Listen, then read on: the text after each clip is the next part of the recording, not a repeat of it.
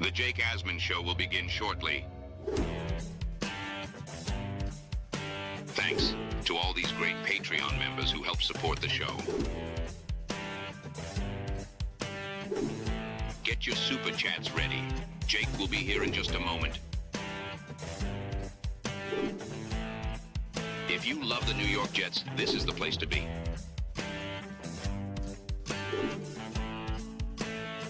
And now, the Jake Asman Show.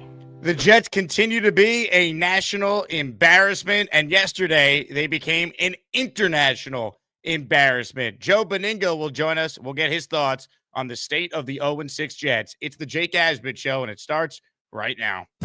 Justice's numbers are not good from this game. Is he going to be your quarterback next week, or would you consider? Man, what kind of question is that?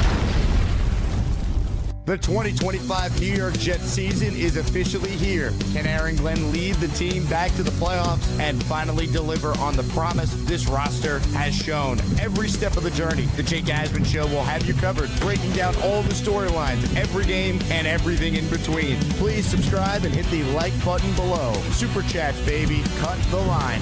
The Jake Asman Show starts right now.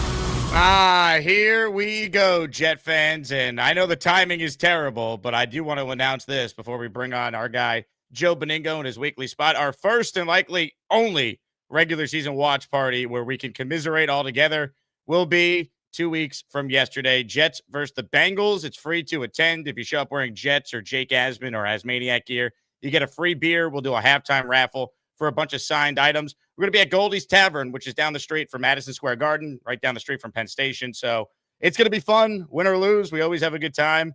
And if the Jets do happen to win, wow, we would witness pure history. So I'll have more info when we get closer. But our official regular season watch party, Sunday, October 26th, starts at 12:30 for a 1 o'clock kickoff for the Jets and the Bengals. With that said, let's say hello to a guy who was not in London yesterday. Thank God, neither was I. We say hello to the great Joe B. Joe Benigno. Joe, the pain. And I was thinking about you yesterday watching this game because you've said something now for the last couple of weeks and even going back to last year that the Jet franchise is the worst in professional sports. And I feel like a game like that yesterday is exactly what you're talking about. Well, first, let me cut. First, a couple things, Jake. Always a pleasure, bro. You know I love you. Number one, you'll never see me in London. That's number one.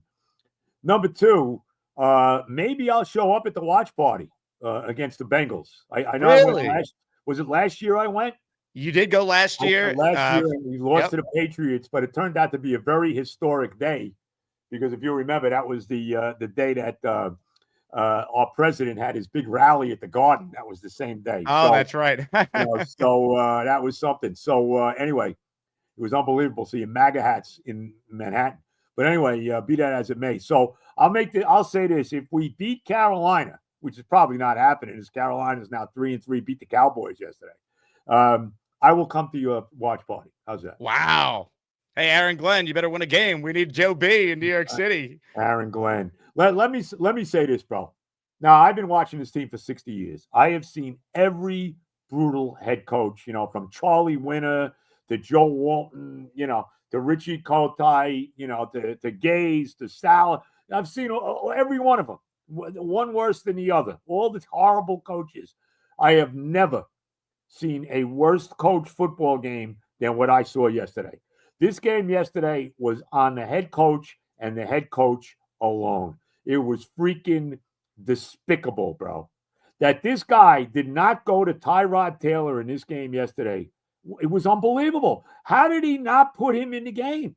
It was clear Justin Fields had nothing. Justin Fields was afraid to throw a pass yesterday. Let's be honest, bro. He got sacked 9 times in this game.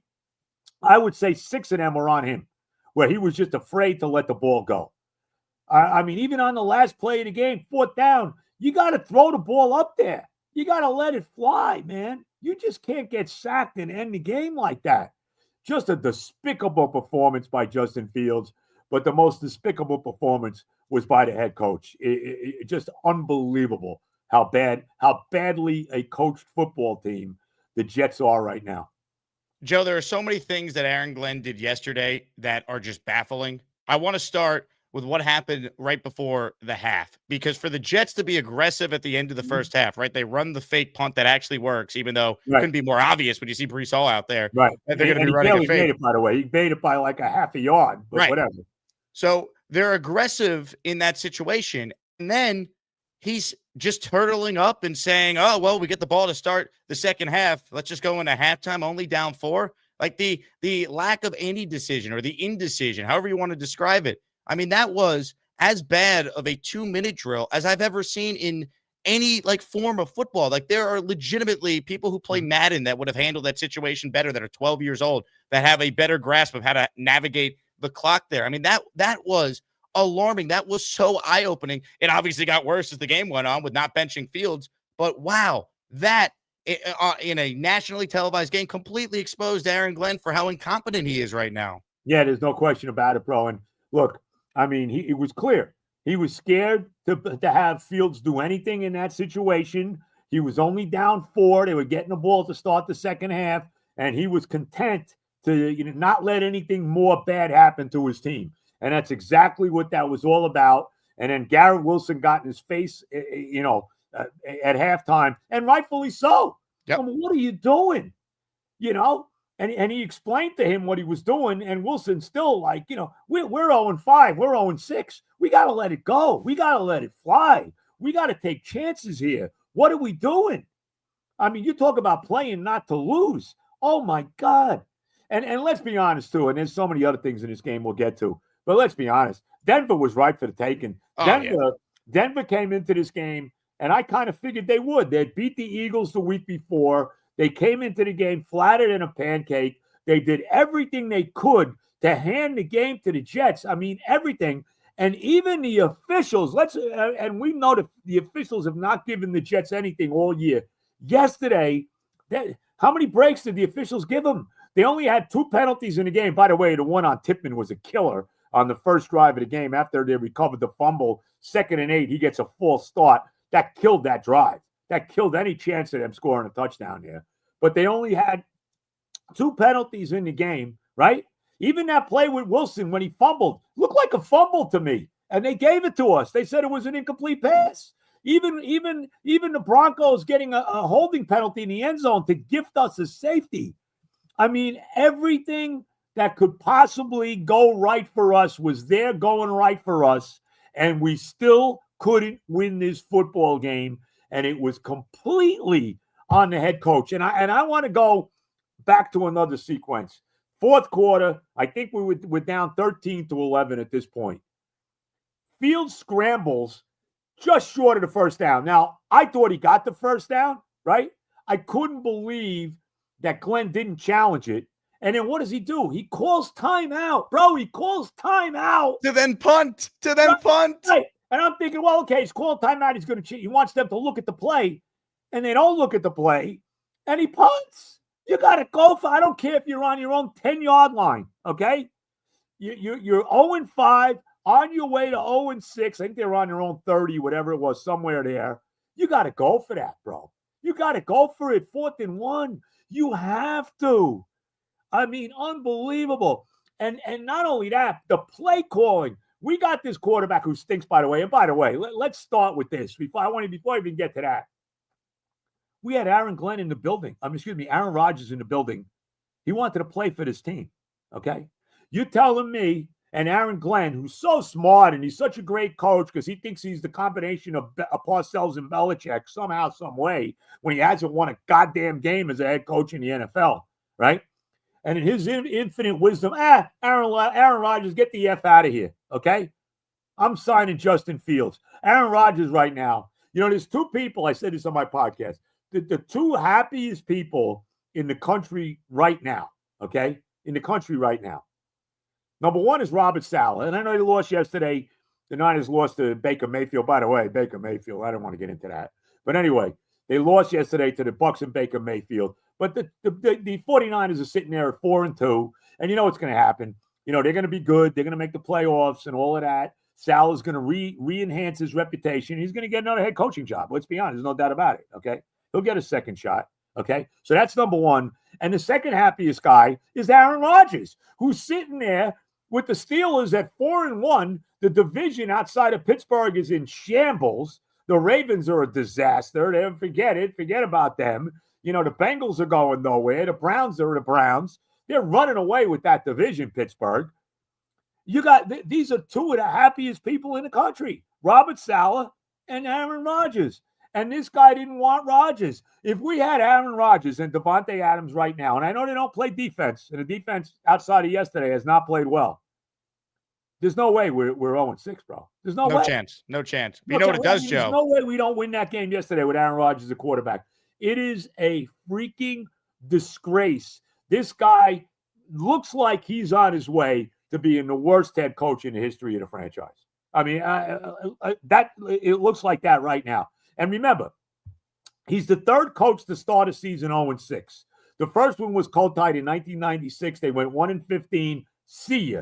That was in his second year, okay? The second one was Adam Gase, who goes 2-14 or 2-15, whatever the hell it was at that point. I think it was 14, I think. Yep. Whatever, it doesn't matter. 2-14, yep. Right. That was also in his second year, and he's gone. This guy's going to go somewhere like that, maybe not win a game in his first year. How is he coming back? How can you justify bringing this guy back? You can't. Do I want this guy and this guy Muhi, who drafted Membo, he stinks too, with his number one draft choice. What a joke. You could have had Jackson Dart. Don't get me started. All right? Okay? He drafts Membo. Okay? How about this draft this year? I know Taylor, they don't even use him. We saw a little bit. To be fair, though, Membo's been very good besides the one game against the Cowboys. He hasn't been the problem. Yesterday, 2 weeks ago against Dallas. That was his only bad game, but I'm with you. Was yesterday. He played good yesterday. They had 9 sacks. Well, I think Fields, I can give you stats on that. Fields historically held on to the ball yesterday. No, I agree with you. Fields is probably responsible for at least 6 of them. I don't disagree with that. You're right about that. But let's be real. Joe, I'm with you. But beyond what you're talking about with Muji's draft picks, right? And let's be real. Woody Johnson said at the introductory press conference for both of them that Muji is Glenn's sidekick. So Glenn is making all the decisions. Right. He's signing off on everything. Right. You can't let this regime, if this ends up being a 2-15 season, you can't let them oversee picking a quarterback and developing that guy. They're going to ruin that player. No way. You cannot. They cannot be the guys to draft, because we're going to get at the very least a top 3 draft choice. And we're on our way now to getting the first pick in the draft. All right? Until they win 2 of their last 3 when it means nothing. You know that's coming. Well, but bro, who are we beating? We're going to beat Carolina this week. All of a sudden, they look like they got a real team. They're sitting there at 3-3. They just beat the Cowboys. Are we beating the Bengals? I know they lost yesterday. They don't have Burrow, and they lost to the Packers yesterday. But Joe Flacco looked pretty good. He threw a couple touchdown passes. Let's be real. Who are we beating? Miami? New England? Forget it. They will accidentally win a game or 2, right? They play New Orleans. Their last 3 games are at New Orleans, home New England, and then they're playing the Bills in the last game of the year, who are going to be playing for absolutely nothing in all likelihood. It'd be so jet-like to win 2 of their last 3, and then Glenn's trying to sell us on, well, we finished the year strong, and it's total nonsense. Win games now before they mean nothing in late December. Show real improvement. And Joe, the most alarming thing, they have regressed every week. After the outlier game, which was week 1, they've been worse every week. Yeah. No, there's no way. Look, there's no doubt about it, bro. And the one game after that they were competitive in, let's be honest about it, was Tyrod Taylor was a quarterback. And I knew he threw a freaking pick 6 before halftime, but he threw 2 touchdown passes in the second half to put us in position where we almost won the game with that blocked field goal if the defense didn't give it up. Yep. And that was against maybe the best team in the league, in the Bucs. All right, they might be the best team in the NFL right now. You can make a case. I mean, you got to be kidding me. No, I'm just, bro, this is rock bottom. I thought we hit rock bottom in the 70s when we didn't have a winning season. I thought we had a rock bottom with Richie Kotite, right? I thought we hit rock bottom the last couple of years, between Bowles and boy, did he step in it, by the way, between Bowles and Gase and Saleh. No, this is the low of the low. And let's be real with this, too. We all wanted a veteran. We all screamed about this last year. We need a veteran head coach. But we all kind of, and me included, signed off on Glenn because, okay, well, Glenn was a former Jet. He was a real good Jet. He wants the job. I'll take a chance. We'll take a chance with this guy. Well, he's a disaster, bro. And his comments at the postgame press conference. Let me play this for you, Joe, because there's as bad as it was not benching Justin Fields, because all they needed was one score from Tyrod, who could have provided that. The fact that he's this defiant with Brian Costello tells me that he didn't even consider making the move, which tells me he has no clue what he's doing. Justice's numbers are not good from this game. Is he going to be your quarterback next week, or would you consider? What kind of question is that? Look, he did not have a good game. I mean, I think it's a fair question. There's a number of guys that, I mean, sometimes this league is like this, and there are guys that have bad games. That doesn't mean you just bench them. Come on, you know better than that. I mean, acting like that's an unfair question. I'm Aaron Glenn with the media. He's won nothing. And to have that attitude after that game tells me he has no clue what he's watching. He thinks he's Parcells. He hasn't won a game in the league. And I will take this, and I thought Brian had a great column today. He basically said what I said, that this is the worst coach game he's ever seen a Jet coach have. And that's really saying something. Okay? All right? But, I mean, he could have asked him, how did you not bench him at halftime? Forget about next week. Right. I mean, how did he not put Taylor in the game? I mean, it reminded me a lot, okay? This is what it reminded me of. Reminded me, and you were just a babe, it reminded me of the final game of the 1997 season in Detroit when Bill was the coach, Parcells. And all he had to do was win that game to make the playoffs. And he hated Neil O'Donnell, and he wasn't going to let Neil O'Donnell be a hero in that game. So he had Ray Lucas, who had never thrown a pass in his life at that point, and Leon Johnson throw critical passes in that game that were both intercepted in the end zone, and it wound up costing us the game because he didn't want O'Donnell to be a star. And that was Parcells being, I'm smarter than everybody, which was brutal, and I killed him for it. But that was Bill Parcells. This is Aaron Glenn, who's never won a game as a head coach, and he has the chutzpah to dismiss the question that Costello asked him. Aaron, who the F are you? You've won nothing. And I don't want to hear about the Lions. I don't want to hear it. I don't want to hear about the Lions won one game. You weren't the head coach. Dan Campbell's the head coach. I'll take Dan Campbell now being my head coach, okay? Every day of the week, give me Dan Campbell, all right? I mean, come on. I mean, I am livid. I was so disgusted yesterday. I mean, I was sick for hours. I couldn't even watch football. I don't even want to watch it because what am I doing? What am I doing? I can't take it anymore watching this garbage, bro. I really can't. I mean, I'm so disgusted. I'm supposed to go to the game next week. I'm probably going. My wife's supposed to go and all. So I'll be there too with a bag on my head, Joe. I'll bring you one. We need more than we need like our bodies, in something. You know what I mean? Plastic wrap, because it is a freaking disgrace, bro. Watching this football team, and this Justin Fields stinks, bro. Terrible. He stinks. Okay, it's You know what the game yesterday reminded me of, and it's a little different because this team was a lot better and they were winning. Do you remember the game in 2022 when they played the Patriots? They lost 10-3 in New England on the walk-up punt return.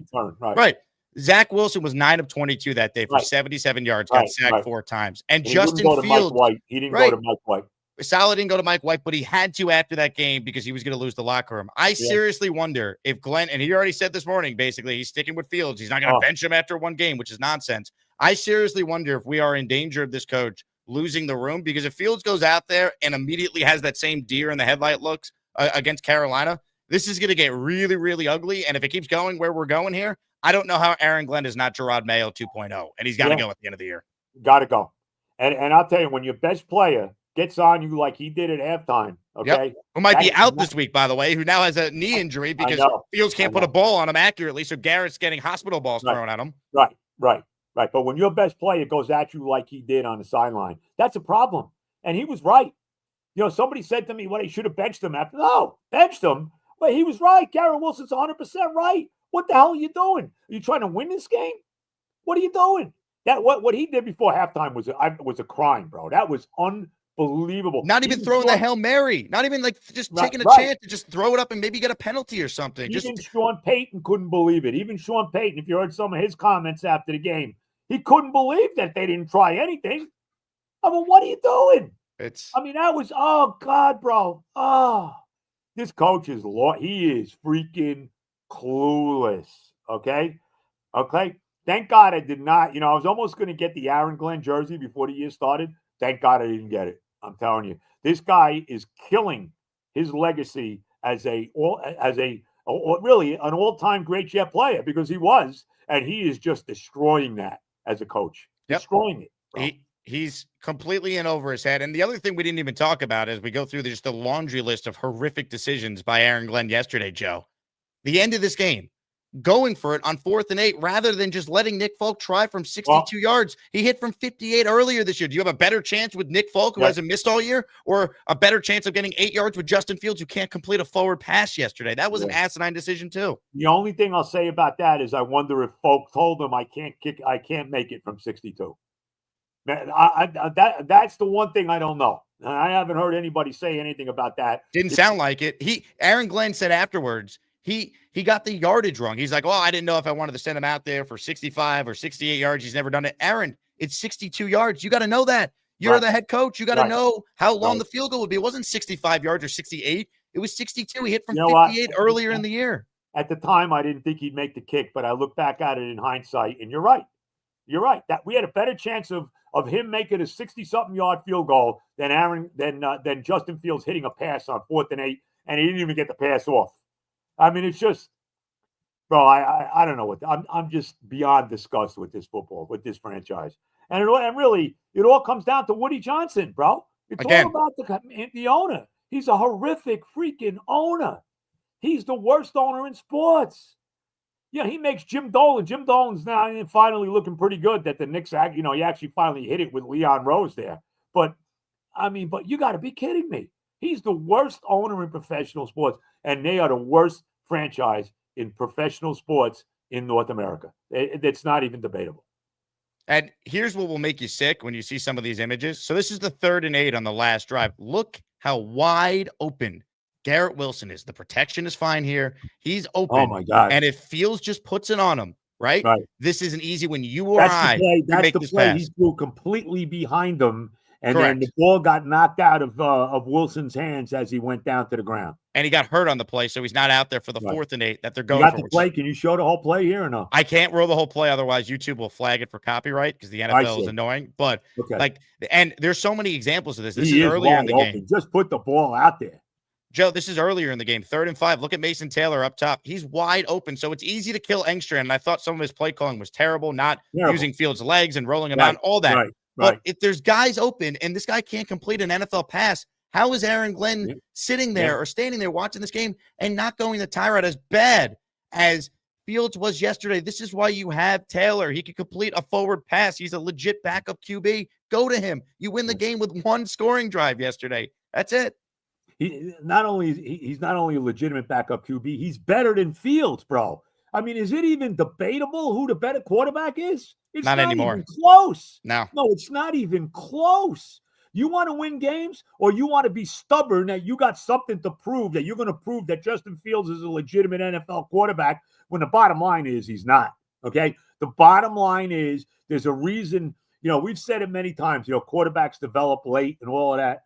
There's a reason this guy's 26 years old and he's on his 3rd team. It might even be 4. It's unbelievable, bro. He was scared to throw the ball. Let's be honest. Fields was afraid to throw the football yesterday. He was afraid. And you look at yesterday, right? And you said this earlier. All the ingredients were there for the Jets to steal this one. Denver overlooking them, long travel, going from Philly right to London. The Jets actually getting a turnover. But, of course, Joe, they don't turn it into 7. The only reason why the Jets had 6 points was set up by the fumble and then the great kick return. But the defense finally showed up. Jermaine Johnson being back was huge. Jarvis Brownlee looks like a real player. Nice to see him make plays. Sherwood had a good game. Sauce had a good game. They played with energy. You had a good special teams game. Punt coverage was excellent. The punter's great. Falk is awesome. The punter set up the safety. Right. And Michael Clemens drew the hold. Clemens even made a play. Right. And you still lose. And this is all on the head coach. And I don't know how anyone could watch this team through 6 games. And if you remove yourself from the fact that Aaron Glenn was a great Jet, and you just objectively look at how he is coached, how can anyone have any confidence in this guy turning it around and overseeing the development of a young quarterback, which is coming in likely the top 3 of the draft this year? You cannot do it. There's no way. No question. It's absolutely disgraceful. It really is. And would he even take a quarterback? Knowing this freaking guy, he'll take, let's get another offensive lineman. That's what we need. It is a goddamn joke, bro. I couldn't be. We got 11 games to go. We got to watch this for 11 more weeks of this crap. Oh, you got to be kidding me. Oh, my God. Oh. Joe, FanDuel's our presenting sponsor. Your early look at the Jets-Panthers game. Somehow the Jets at 0-6 are a favorite over How the is that? 3-3 Panthers who beat the Cowboys yesterday. Your How thoughts? could they be favored? What are they, 1.5 favorite? Jets are a 1.5 favorite. How can they be favored in this game? How can they be favored? If you tell me Tyrod Taylor's starting, okay, I can understand it. But you're telling me Wilson may not even play in this game. We got no reason. Who's our receivers? Josh Reynolds, right? He actually caught a couple passes yesterday. I mean, but come on. I'm beyond livid, bro. I'm beyond livid. Beyond.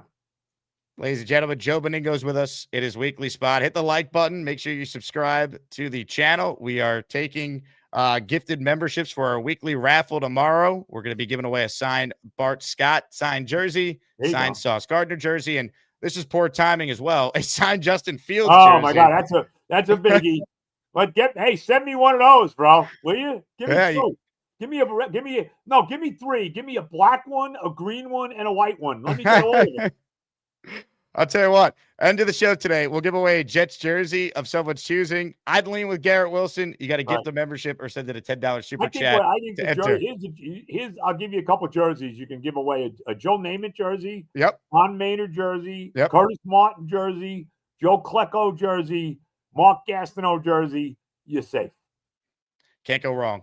Can't go wrong. A couple questions for Joe. Write them in if you want Joe to respond. Owen starts us off. He says, hey, Jake, love your show. Appreciate all the takes and supports. Keep going strong. Hope we can get some wins and have a successful season. You know what's just criminal about all this, Joe? How loyal the fan base continues to be. And I don't think there's a team in sports that, like fans of a team in sports, right? We as Jet fans, that gets a worse ROI, return on investment, than we do as Jet fans. Like the fact that we continue to care this much and put up with all the nonsense we put up with. I mean, there's very few teams, if any, in professional sports that have a fan base as loyal and as passionate and as great as the Jet fan. And we get it stuck up, or you know what, each and every season. It's unbelievable. Yeah. Well, I'll give you one that's close, and that's my baseball team, which is basically the same fan base, really. Let's be honest. It's pretty much the same. Especially the older generation, for sure. Right. Pretty much the same fan base. And we've gotten up our ass with them too. There's no doubt about it. I got to throw this out there though. So after the game, I have to say this because it's, rarely do I listen to these guys, but after the game, I had something I had to do. So I got up, I went, and I put the freaking post-game show on in the car. These two guys, this Dan Garza, I think is his name. Dan Grassa, right. And Greg Buttle, they are a freaking joke, bro. Because I'm telling you, they didn't say one negative thing about this head coach in this game.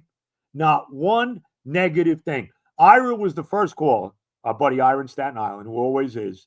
And, he's a little too benevolent, but he did say that there's at least six things in this game where the head coach, was absolutely horrible. And they didn't even say a word. They just passed it off.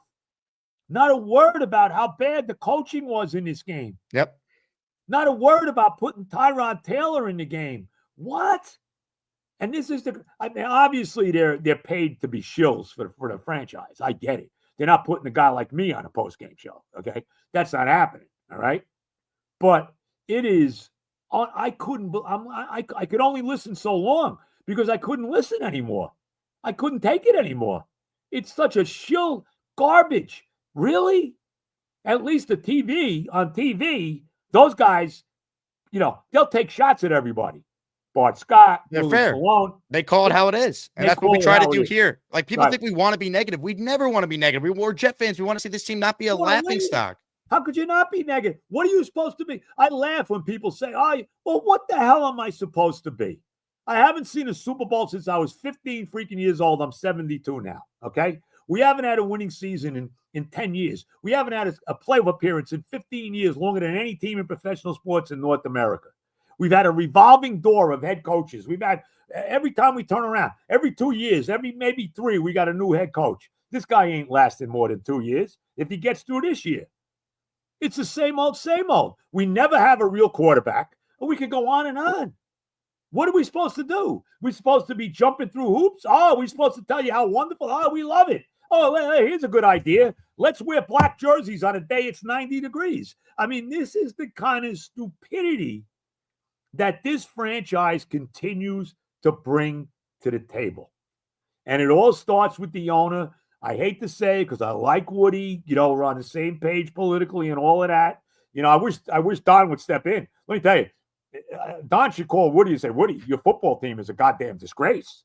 Get lost until you straighten your football team out or get rid of the team. I mean, it is unbelievable, bro. I'm telling you, man, I don't know what to say anymore. But Woody's a disaster. And I'm convinced now they're never winning with Woody as the owner. It's not happening. He got lucky when he first started. He actually hit on it a little bit. He had Herman Edwards, who went to the playoffs 3 times. He had Mangini, who really built the team, even though it crapped out for him at the end with Favre. Rex taking us to back-to-back championship games, actually started out pretty good. Then it all went to shit when he got rid of Mike Tannenbaum. And then the second biggest, and brought Idzik in. And then the second biggest mistake was not hiring Mike McCarthy when he wanted the job. Mike McCarthy wanted the job. And all we heard from the media, and the media too, let's not exonerate them, okay? All we heard, the guy, he's not that good a coach. He only won 1 Super Bowl, and he had Aaron Rodgers, and all of this crap, and on and on and on. I don't want McCarthy. So he goes to Dallas. And I know he didn't win in the playoffs, but he's winning 11. I think he won 12 games 3 years in a row. Really? Could you imagine the Jets? The Jets haven't won 12 games in how many years, bro? 98. 98. Let's see. We got no wins this year. We won 5 games last year. How many games did we win the year? Did we win 7 the year before? 7 and 23, 7 and 22. Salo won 4 and 21, 2 Right. and 2020. And here's the thing too, right? We bring up Adam Gase. Adam Gase, as bad of a head coach as he was, Adam Gase, never started 0-6. The worst he was 0-4. Right. He went 7-9 his first year. Well, the second year he was right. 0-6. That's when it bottomed out with a horrible roster, I might add. He wasn't a good coach. But is Aaron Glenn sniffing even 5 wins this year? No way. No shot. No way. And it all starts with letting Rodgers go. Let's be honest about it. Nobody wants to talk about it, okay? Because the media also is responsible for that. But they'd be screwed with Rodgers, Joe, because Glenn is such a bad coach. It wouldn't have mattered. And I think Rodgers leaving and having success in Pittsburgh, I think what it does is accentuate just how bad the Jets coaching was last year and remains, because I don't think Rodgers could have fixed this. There's no way. It still would be a disaster. Rodgers wouldn't have got along with Glenn. He wouldn't have took Glenn's bullshit. I mean, that's also a factor. You're right about that. But that was the beginning of it. It just points out, though, how inept the Jets remain, because they felt they were too good for a Hall of Fame quarterback and a Hall of Fame wide receiver. Now he's having success with a Hall of Fame coach who benched Justin Fields when the team was 4-2 last year. Gee, why do you think that is? Because Tomlin knows. He knew. He knows what Fields is. He benched him for an over-the-hill Russell Wilson. Let's be honest. And that team, they won 10 games, but they lost. What did they lose? Their last 6 games? I know they made the playoffs. I think they lost their last 6 games, including the playoff game, right? Didn't they? They something like that for sure. Right, so he benched him for an over-the-hill Russell Wilson, which just shows you how bad freaking Fields is.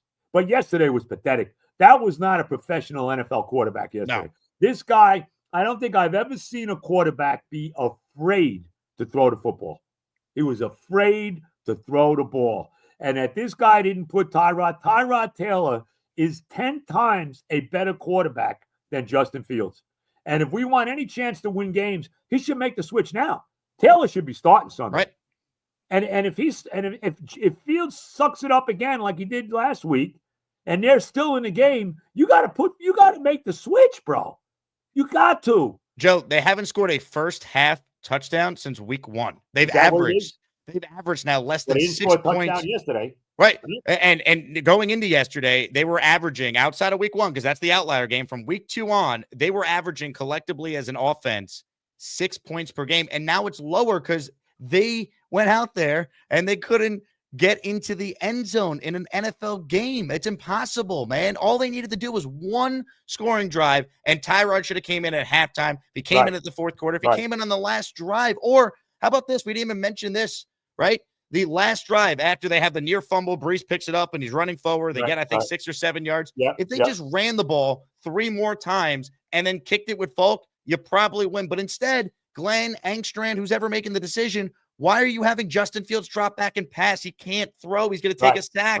And that killed them. And they got no running plays for him. Bro, he should be running the ball. There should be at least 5 to 10 designed runs for Justin Fields every game. And where were they yesterday? There was no design runs for him. Nothing. What are you doing? What are we doing here? Just unbelievable how bad. The ineptitude of this coaching staff is off the charts, you know. And I'll give Steve Wilkes some credit yesterday and the special teams guy because those two units actually played pretty well. They showed up. The Jet defense, I kept hearing, Jake, what do you expect? They have no talent. That's such BS. They have good football players on that team. They should never have been this bad. That's what we expected to see more often than not. Yep. Awful. It was awful, bro. It was beyond awful.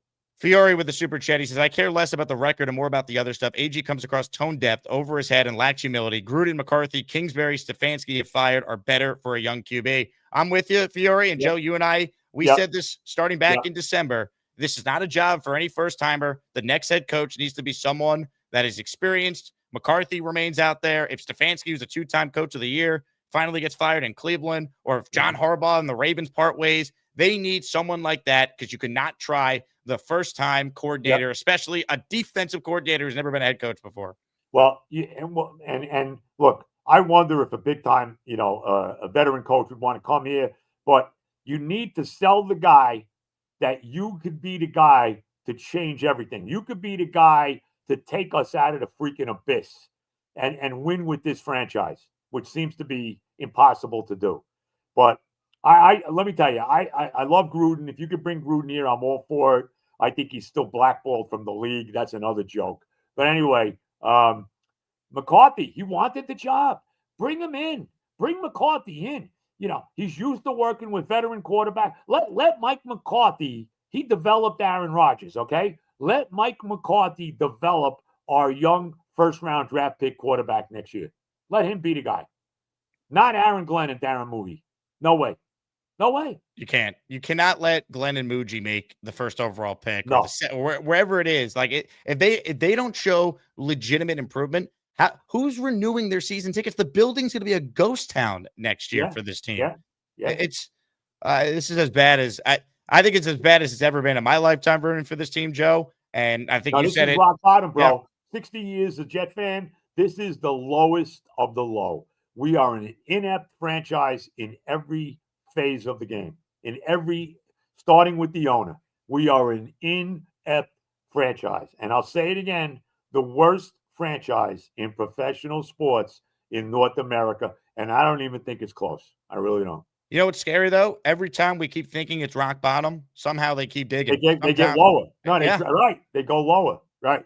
I mean, we're at like the Earth's core. We're like, what's lower than that at this point? Like, it's just the craziest thing is, I don't see how they get out of this because I have no faith in the coach, the GM, obviously the owner. Like if they bring Glenn back, I think we're just doing what the Chicago Bears went through when they had Caleb Williams, but chose to keep Matt Eberflus and that staff that was not ready to develop him. Like you, as painful as it will be to make Aaron Glenn one and done, there's too many teams that have done this recently that have figured it out. We saw the Patriots obviously just do this. Houston was on their third coach in 3 years before they landed on D'Amico.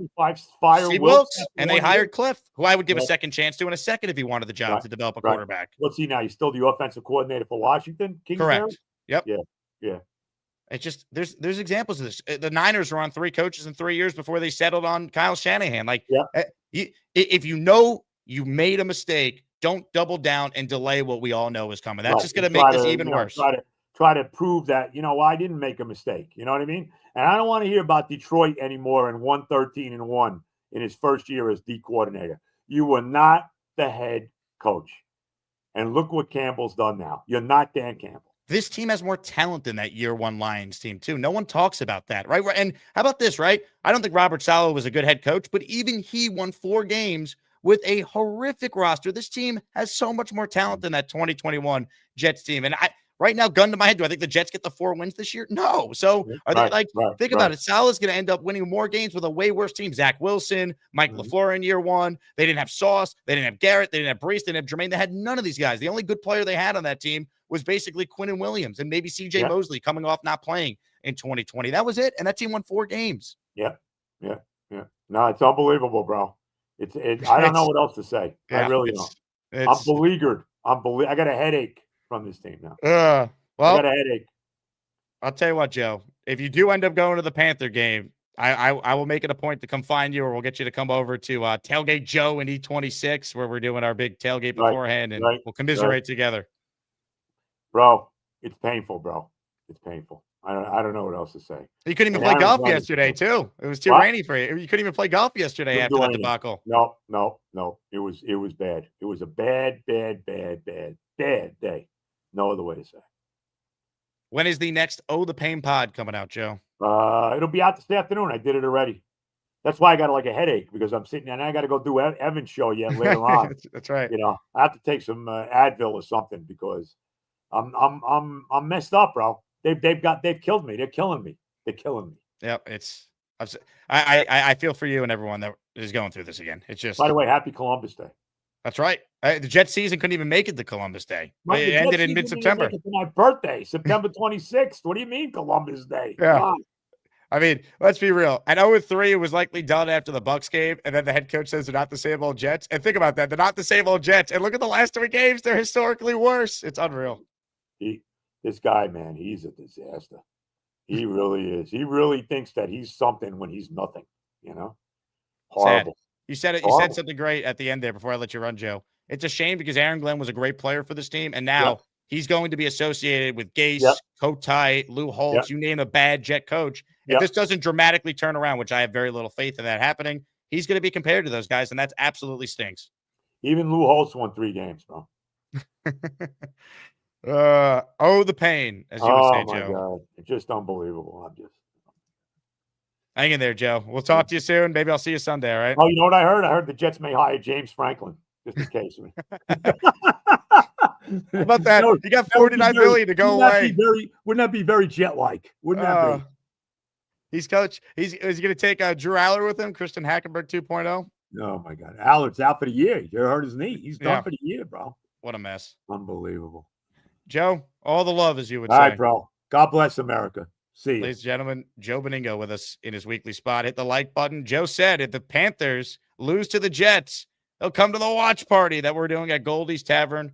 This is likely going to be the only watch party we do for the regular season, with all due respect to everyone who's been asking for these. I don't have it in me to promote and hype a watch party when this team is this bad. But I will say this, Goldie's Tavern's an amazing spot. First off, the entire interior is green, so it's perfect for a Jet watch party. We'll have giveaways. Here are some of the prizes I secured for the raffle. Give away a framed Maurice Hall jersey. Give away a signed Wayne Corbett football. And we're going to give away a signed Kevin Mawai jersey, among other prizes. So come out and join us. Commiserate. It's going to be fun. You'll get a free beer if you show up wearing Jake Asman show or Jets gear. So if you don't want to support the Jets, if you want to support my show, wearing an Asmaniac hat or a shirt, a hoodie, you'll be good to go. The game will be on all the screens with the sound on. It's coming up October 26th, free event.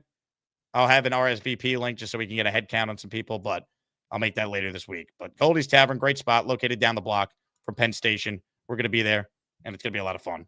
And to quote Hamburger's question, will there be a psychiatrist? Why can't I say that word? Psychologist there for after their game? We might need one. We might need one.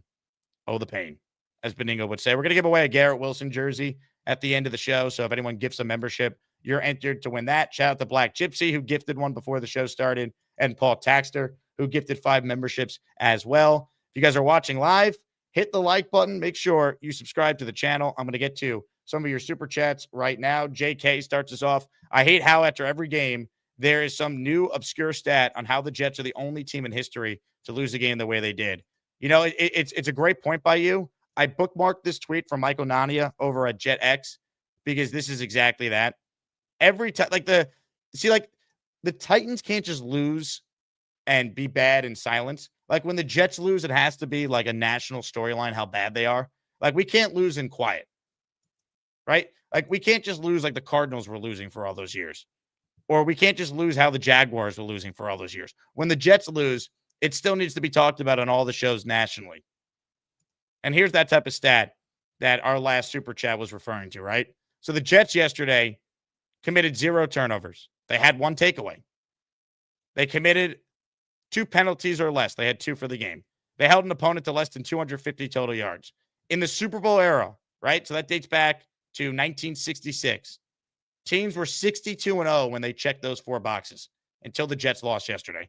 So when we talk about Aaron Glenn being absolutely inept, and I hate saying this, I'm not rooting for him to fail, but I got to call it how I see it when it is this effing bad. When we routinely see things like that happening, right? What gives me any hope that this is going to magically turn around? If Aaron Glenn wasn't a former Jet, I think 99% of the fan base would say he's got to go. The ones who are holding on to hope, it's because you loved him as a player and you have nostalgia. He's inept. His press conference today, by the way, I haven't even gotten to it yet. He admitted he made a mistake at the end of the first half, but his answers in regards to why he didn't bench Justin Fields was a disgrace. And further back the fact that I believe this guy has no goddamn clue what he is doing. No clue. Fighter Jet with a super chat. Fire Glenn and Muji at the end of the year. Debacle before halftime. Not benching Fields proves he doesn't know how to coach. Can't trust the staff to develop a rookie QB next year. I agree. And we hit on it with Joe B just now. The 4th and 1 timeout just to then punt. Loser behavior. Shows you don't have a plan. Shows you can't make a decision. He's not ready to be a head coach. And I think in other markets, he can learn on the job. Too much pressure here. Can't do it. Can't do it with this team. Need someone proven. And I don't want anyone to say this is revisionist history. Because when Joe came on with me, and I said this starting in late November when we knew the season was done, even early November, this I believe is from December of 2024. And I'll tell you right now, if you bring in a first-time coordinator, you can write it down. He'll be walking out the door again in 3 years. Couldn't agree more. This job, no matter who they hire, is not a job for first-timers. You have to bring in someone that has already been successful in the league. That's where we're at. I mean, by the way, listen to this answer on what happened at the end of the first half. Does this sound like a coach who has any idea? So I knew we were getting the ball back, and I think it was like 3rd and 7 or 3rd and 8. And at that point, we didn't know if we got the first down or not, because I know one ref was saying yes and the other one was no. So once it got the 4th down, guys, I'm not about to sit there and try to get a playoff, and they will get the ball back. And I think they had a timeout left and give them a chance to kick a field goal. I don't think that's the smartest thing to do. So let's just end the half, we get the ball back, and see if we can get a chance to score. The old offensive prevention. Bro, you're 0-5 going into this game. Like Garrett Wilson rightfully got in Glenn's face at halftime. He's right. And then afterwards, he said, I just didn't know what the plan was. Like, that wasn't even communicated to the team. So it's bad enough that they chose to sit on the ball, but they didn't communicate it to the players. They had no idea what was happening. They looked like a mess. That's what it looked like. And then, right? And Glenn admitted this morning that he made this mistake. So at least we have that. But this is not good enough. He said that he regrets not throwing a Hail Mary there at the end, right? Like, run the clock down, drop back, throw it up. Maybe you catch lightning in the bottle. Maybe you get a pass interference call to go your way. What are you doing? Coaching scared when you're 0-5 tells me that you're inept. You don't know. You don't know what you're doing. I mean, what an absolute disgrace of a coaching performance yesterday. And we've seen a lot of bad ones, folks, right? This is as bad as any. And I think Baningo, who has seen it all since 1965, he said it was the worst.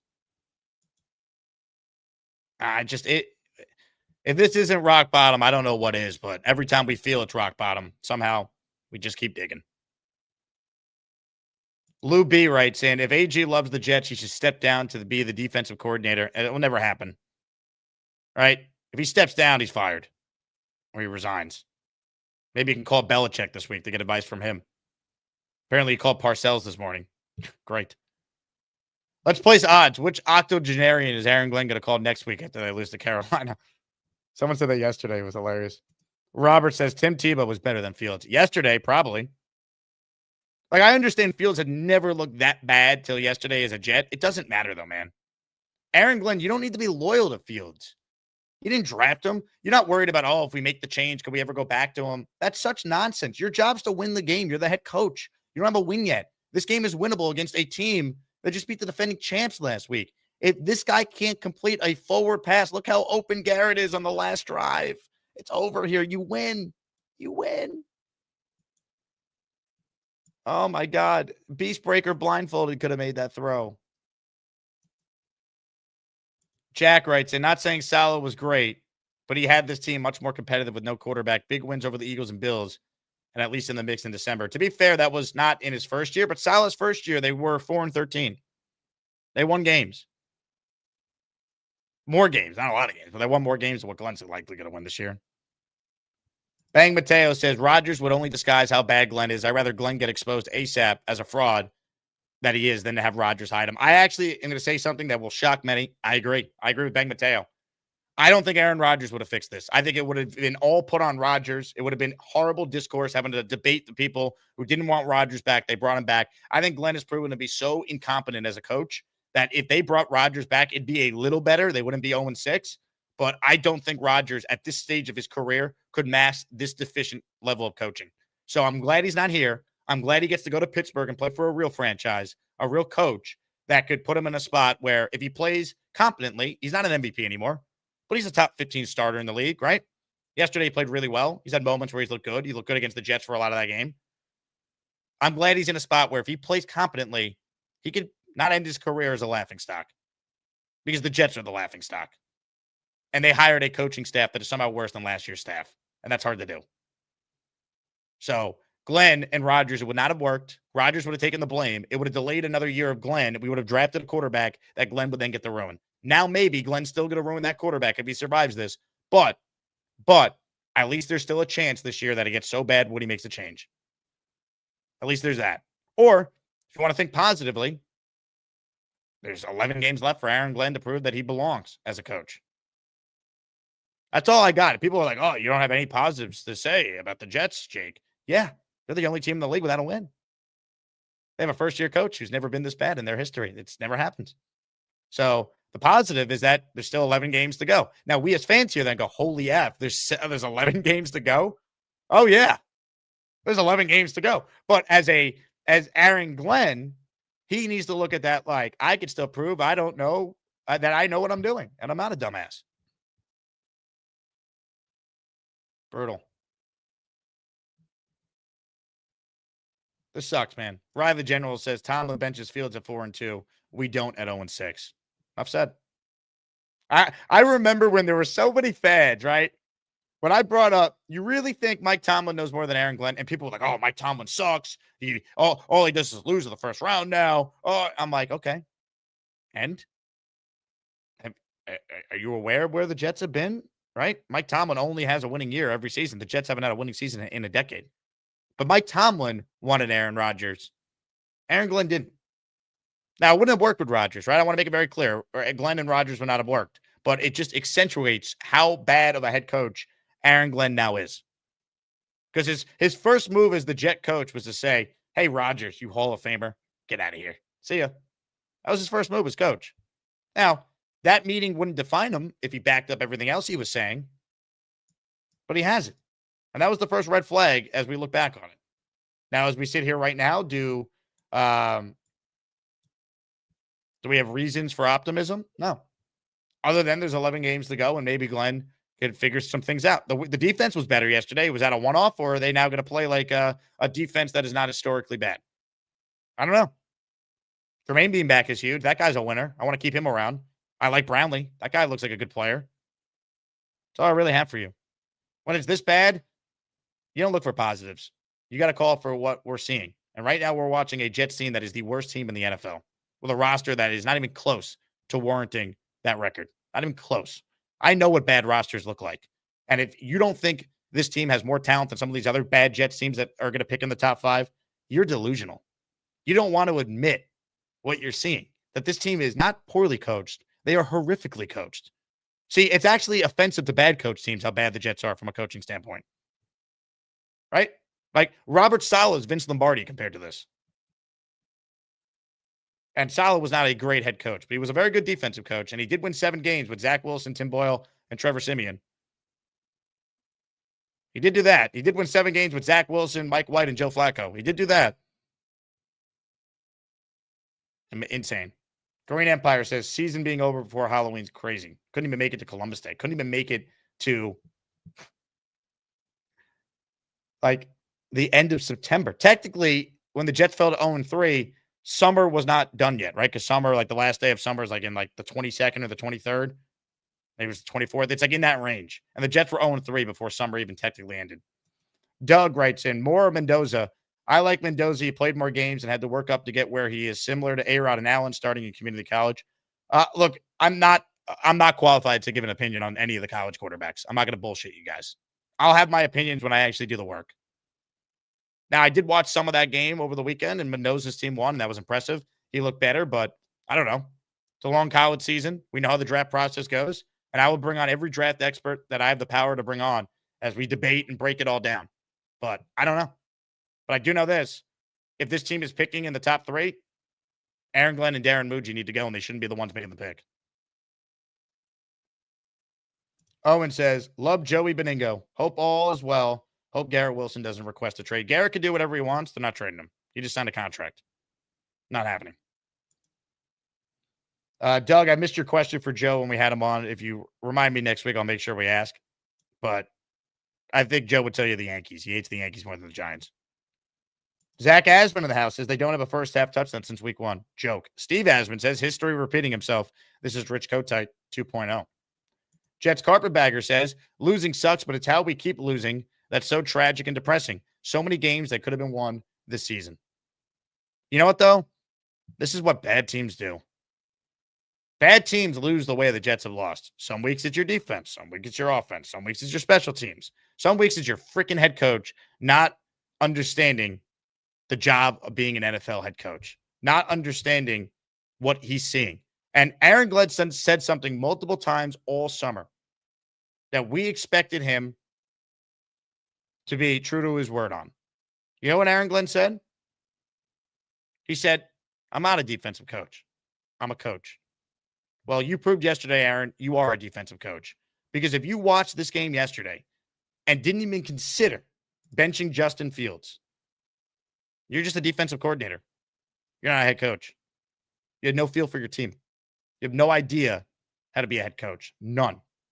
And him fighting with Brian Costello when asked, not about even benching Fields at halftime, but benching Justin Fields for this upcoming week, right? For him to be that defensive and actually push back on the question, that tells me all I need to know about Glenn. Because as bad as it was to not bench Justin Fields at any point, the fact that he was that defiant with the question, being asked about it for next week's game and immediately shut it down and tried to make it seem like Kaz was doing gotcha journalism on him, tells me that he has no clue. It wasn't even on his mind yesterday to make a quarterback change. Once again, when you answer a totally reasonable question like how Aaron Glenn answered it yesterday, you were not even considering making a change. And that tells me that you are not capable of being an NFL head coach for this franchise. You got to go. Justice numbers are not good from this game. No. Is he going to be your quarterback next week, or would you consider? Come on, what kind of question is that? Look, he did not have a good game. I mean, I think it's a fair question. There's a number of guys that, I mean, sometimes this league is like this, and there are guys that have bad games. That doesn't mean you just bench them. Come on, you know better than that. Come on, you know better than that. I'm Aaron Glenn. I've won nothing.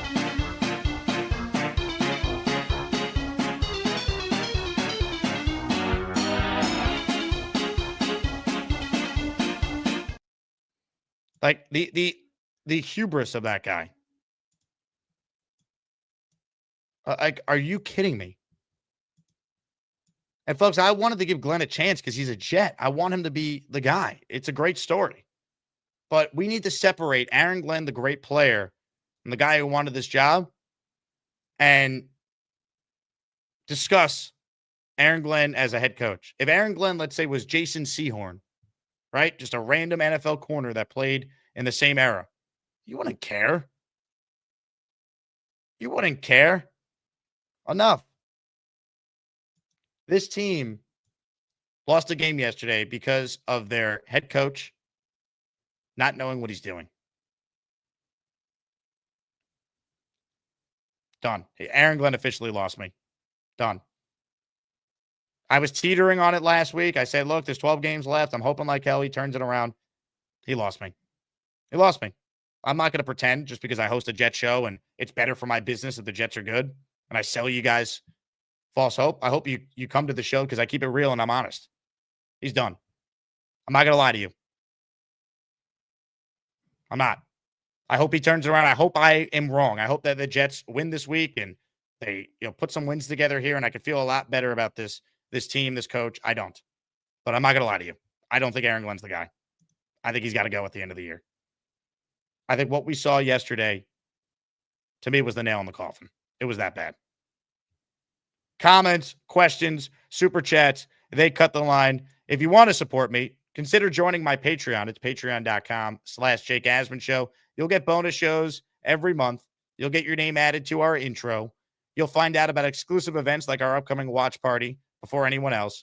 You'll get 20% off every item in my merch store. And the best perk, you could commiserate with all of us in our private Discord channel that features an extension of the YouTube chat and gives you a chance to connect with your fellow Asmaniacs. Comments, questions, super chats. Reminder, we are, in fact, doing a raffle tomorrow morning for the following 3 signed items. Bart Scott signed jersey, Sauce Gardner signed jersey, and poor timing on this, but it is what it is. A signed Justin Fields jersey. Thank you to Wesley Gates, who's the latest listener to gift a membership. Also, I want to shout out Anthony Lozerato, who gifted a 5 spot to get in this raffle. And then at the end of the show today, for those who missed it, we are going to give away a Jets jersey of your choosing. Garrett Wilson, Sauce, JJ, Quinnen, Quincy. I'd recommend either 3 choices for you, Jet fans. Quinnen, JJ, or Garrett. You could do Sauce too. Hall might not be here. Fields, enough said. Anthony, thank you. This is for you. Justin's numbers are not good from this game. Is he going to be your quarterback next week, or would you consider? Man, what kind of question is that? Terrible. Let me get to the remaining super chats here, and then we'll get to your calls. This one is from JJ, who says, I've been screaming since they acquired Fields that he sucked more than a $5 bleep. He cannot play QB. Look, I understood what they were doing with Fields. I'm not going to criticize that decision. I got it. I think what Aaron Glenn needs to realize, though, is that it's not an indictment on you if you bench Fields if it didn't work out. We all knew what that was. That was, hey, we're moving on from Rodgers. We want to do it our way. Fine, that's your right. You made the investment in Fields. I got it. I saw Sam turn his career around. I saw Baker turn his career around. Daniel Jones is now turning his career around, right? Like, I get it. But you're not attached to Justin Fields. If it doesn't work, you could sit him down for a half and go to Tyrod and then say, look, it's like a starting pitcher in baseball. Justin didn't have it today. We knew Tyrod could come in and give the team a spark. Still Justin's job, but we needed to win a game. We don't have a win yet. And if Justin Fields can't handle that, then you know what? He's never going to make it as an NFL quarterback anyway if he can't handle some tough coaching, right? Justin Fields earned the right to be benched yesterday based on how he played. In that first half, he earned that right. You could argue he should have been benched before the end of the first half, but Glenn gave him the half. Fine. I understand. You're down 4 at halftime. As bad as that debacle at the end of the first half was, you're down 4. You're getting the ball to start the third quarter. You make a change there. And if you don't make a change there, you give him the first drive of the third quarter. And if nothing gets better, then you make the change. Everything you're supposed to do as a coach in that spot, a coach who says he's not a defensive coach, he's a coach, tells me he doesn't know what the hell he's doing. And he's got to go. He's got to go. His answer afterwards was even worse than the action during the game. Because acting like it is a sin to be questioned about will you make a QB change for this week, not even that game, but for this week. A totally reasonable, fair question from a reporter who has been very pro-Glenn, by the way. Insane. Spencer Green writes, and I will take any bet from anyone. Glenn is the head coach next year. It does not matter the record or anything. Woody doesn't care. I think you're underestimating Woody Johnson caring about what fans think and season ticket holder renewals. This team's 2-15, Spencer. How do you bring him back? I don't know how you do it. Fire Aaron Glenn checks in. You know what needs to be done. Well, I don't know if Woody's going to do it, but right now, feels like we're headed towards that being a real thing. Curly says, playoff drought records 24 years. It can always get worse. This poverty franchise is destined to make history. We have that record within reach. Think about how bad that is, right? As bad as the Jets are, 15-year playoff drought coming up officially now. 24 years is the record? Jeez. Spencer Green says he's going to bring you back, Jake. Trust me, he's the man for the job. Be patient. I get it. It's hard, but it's coming. Spencer, what have you seen from Aaron Glenn that gives you any indication he's the man for the job? Tell me. I hope you're right. I want to be wrong. See, like there's some people that do like sports talk radio that like they're like fake fans. Like they don't actually care. They just rather their opinion look right. Or they want to have like this hot take. I could give a flying F if I end up being wrong about Aaron Glenn. I hope he is awesome. I hope he makes me eat my words. And at the Super Bowl parade, he says, Jake, you're not allowed to be there. I'd say, you know what? I'd sacrifice that for the chance to have my listeners and this great fan base experience a Super Bowl parade. Aaron, you got it. I won't show up. Like, I want to be wrong, man. I don't think I am, though. And that's what's scary. That's what's scary. Let's do some calls now, shall we? Reminder, the show's available as a podcast wherever you get your podcast, either Apple or Spotify or the main ones. Search Jake Asman Show, and you can listen back to anything you might have missed. Black Gypsy is first today. Hello, Mr. Gypsy. Well, 11 more games. That's it. 11 more games of this. Just wow. All right, so a couple things. Got to address something that Spencer Green said because it's annoying me at the knowledge level. So our defensive strategy that we play is a Tampa 2 defense, which is a mixture of Wilkes' defense and Glenn's defense. Glenn is a man press. Wilkes is his own guy. Tampa Buccaneers played this, and that's the reason why our strategy is Tampa 2 defense. I hope they understand that. I'm not even going to get into that farther. If you don't understand that, then you're stupid. The Fields game was everything I said that we should have did, we didn't do. They didn't run option through him. The RPOs, like when they did run it and he hit it off to Hall, if he had went to the right, that was a touchdown.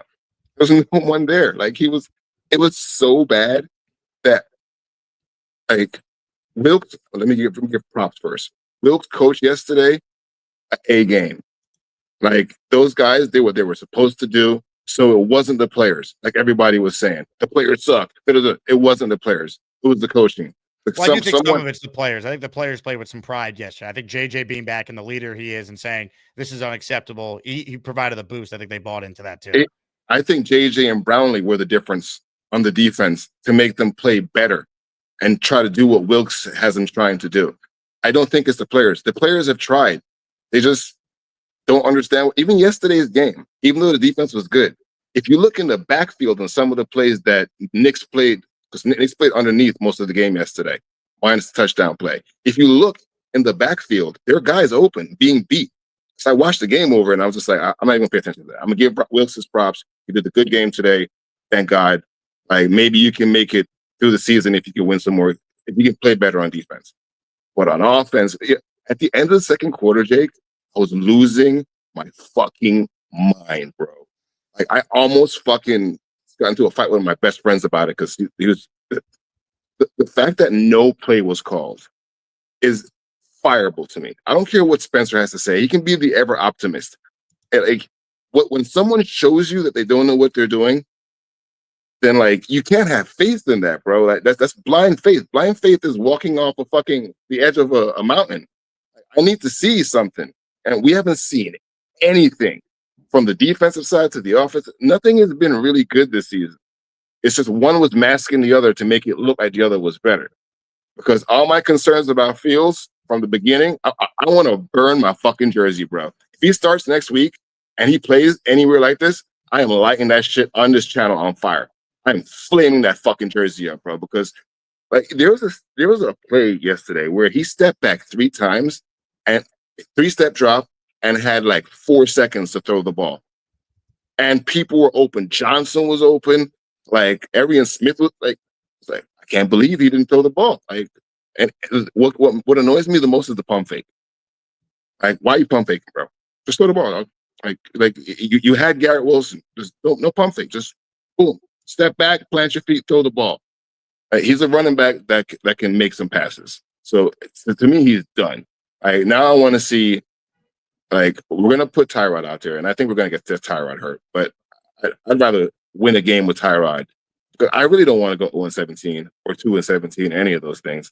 I wanted to see us make a step forward, but I don't see that happening this year. I think we're done. I think I think next week after losing to Carolina is done, stamped. Whatever people are going to tell me for the next 7 games on, I don't want to hear it, dog. You showed me 7 games of some of the worst football that's ever been put on TV. We are the worst Jets team ever. From all the games I've watched since 80 this is the worst team I've ever seen play football. I think ever in football. Like, I've never seen a team this deficient.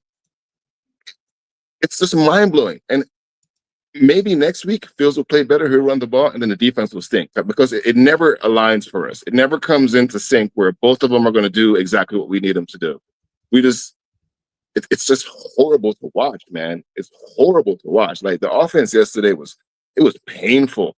To call a timeout and then kick the ball.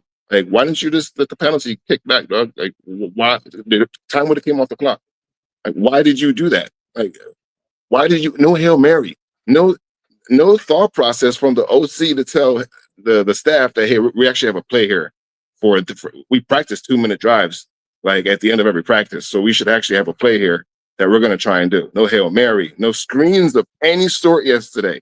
Like, no RPOs. Like, Dallas blitzed us the week before, and Denver used the same exact blitz and blew up Membu and Fashanu just like last week when they got blown up.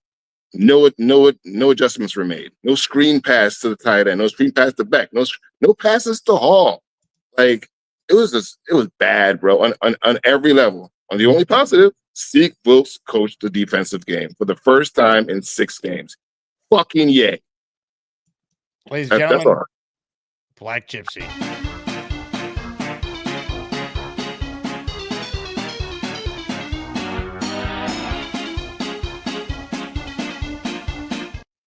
More of your calls right now. Hit the like button and please subscribe to the channel right over there if you haven't done so already. Ladies and gentlemen, let's say hello to someone that we love, we respect, some might even fear.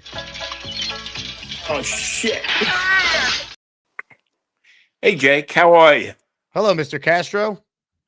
Well, after analyzing these games, oh my God. I bet you miss Saleh and Hackett, right? I bet you're longing for the days of Robert Saleh again. Oh my God. Justin Fields, I'm sorry. Sorry I ever said it. He stinks. He absolutely stinks. He has brain farts in his head or something. There's something wrong with him. He doesn't throw the ball.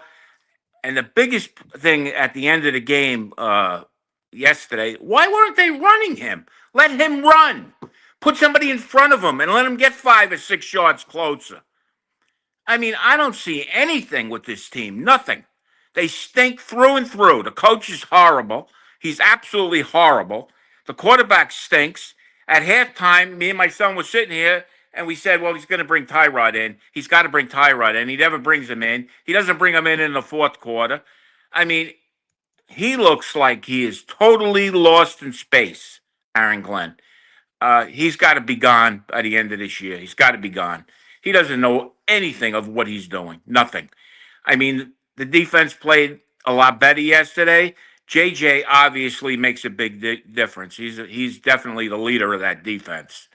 But without him, I mean, I got to give Wilkes his props. He came back. He played good. But again, Denver helped them as much as they possibly could. For sure, but that's the NFL, right? That's what you have to do to win games. You can't beat yourself. The Jets didn't turn it over. They forced a turnover. They made their kicks. They covered well on kick and punt returns. They did a really good job generating basically a free field goal with the long kick return that Kane had coming back from his injury. Like, everything was there. The ingredients were there for an upset.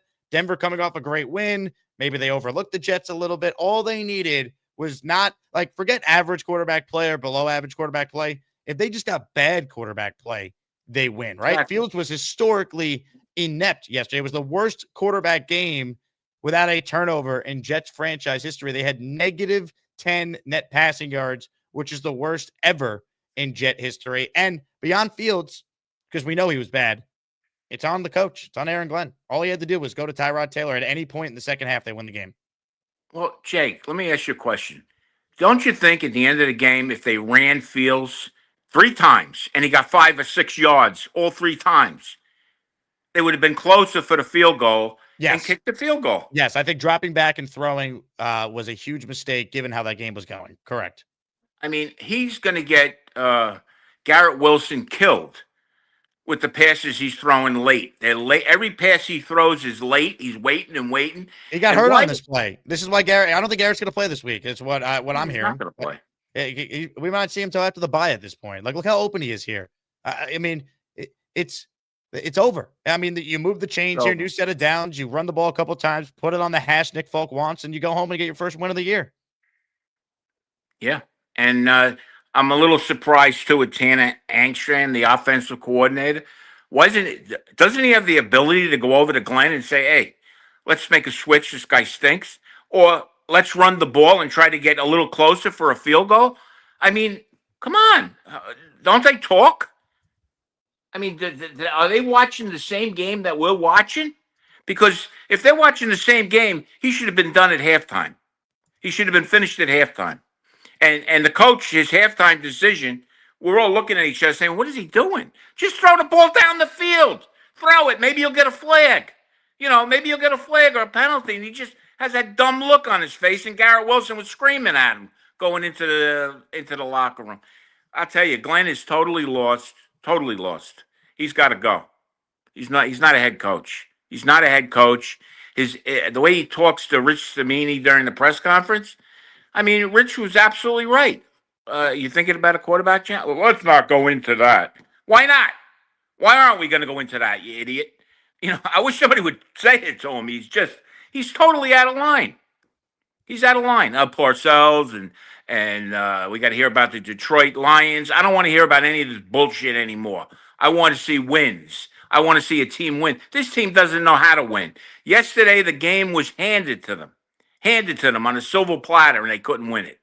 They couldn't win it. And they couldn't win it because the head coach is a nitwit.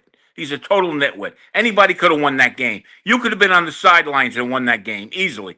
This guy is a total nitwit. He's lost in space. I like him. I feel bad for him. I was hoping he would do good, but I kind of knew this was going to be the result. Peter, What? I can't disagree with anything you said. Very well said. It all stinks right now. It stinks for Glenn, too. I hate that it's trending towards him being remembered for being this bad of a coach. He was a great Jet. But we need to separate the player and the history he has with the organization from what we're seeing with our eyes. And what we're seeing is a head coach right now that looks every bit as bad as Kotite, Gase, you name it. In fact, you could argue it's never been this bad because, literally statistically, no Jet coach has ever started worse, ever, as far as a first-year coach. Do I think this team's going to go 0-17? No. But I'm telling you, if they win a couple games late and that's enough to save them, that's a huge mistake by Woody Johnson. Huge. If this team gets to the bye week without a win, I've seen enough. What's really going to change down the stretch?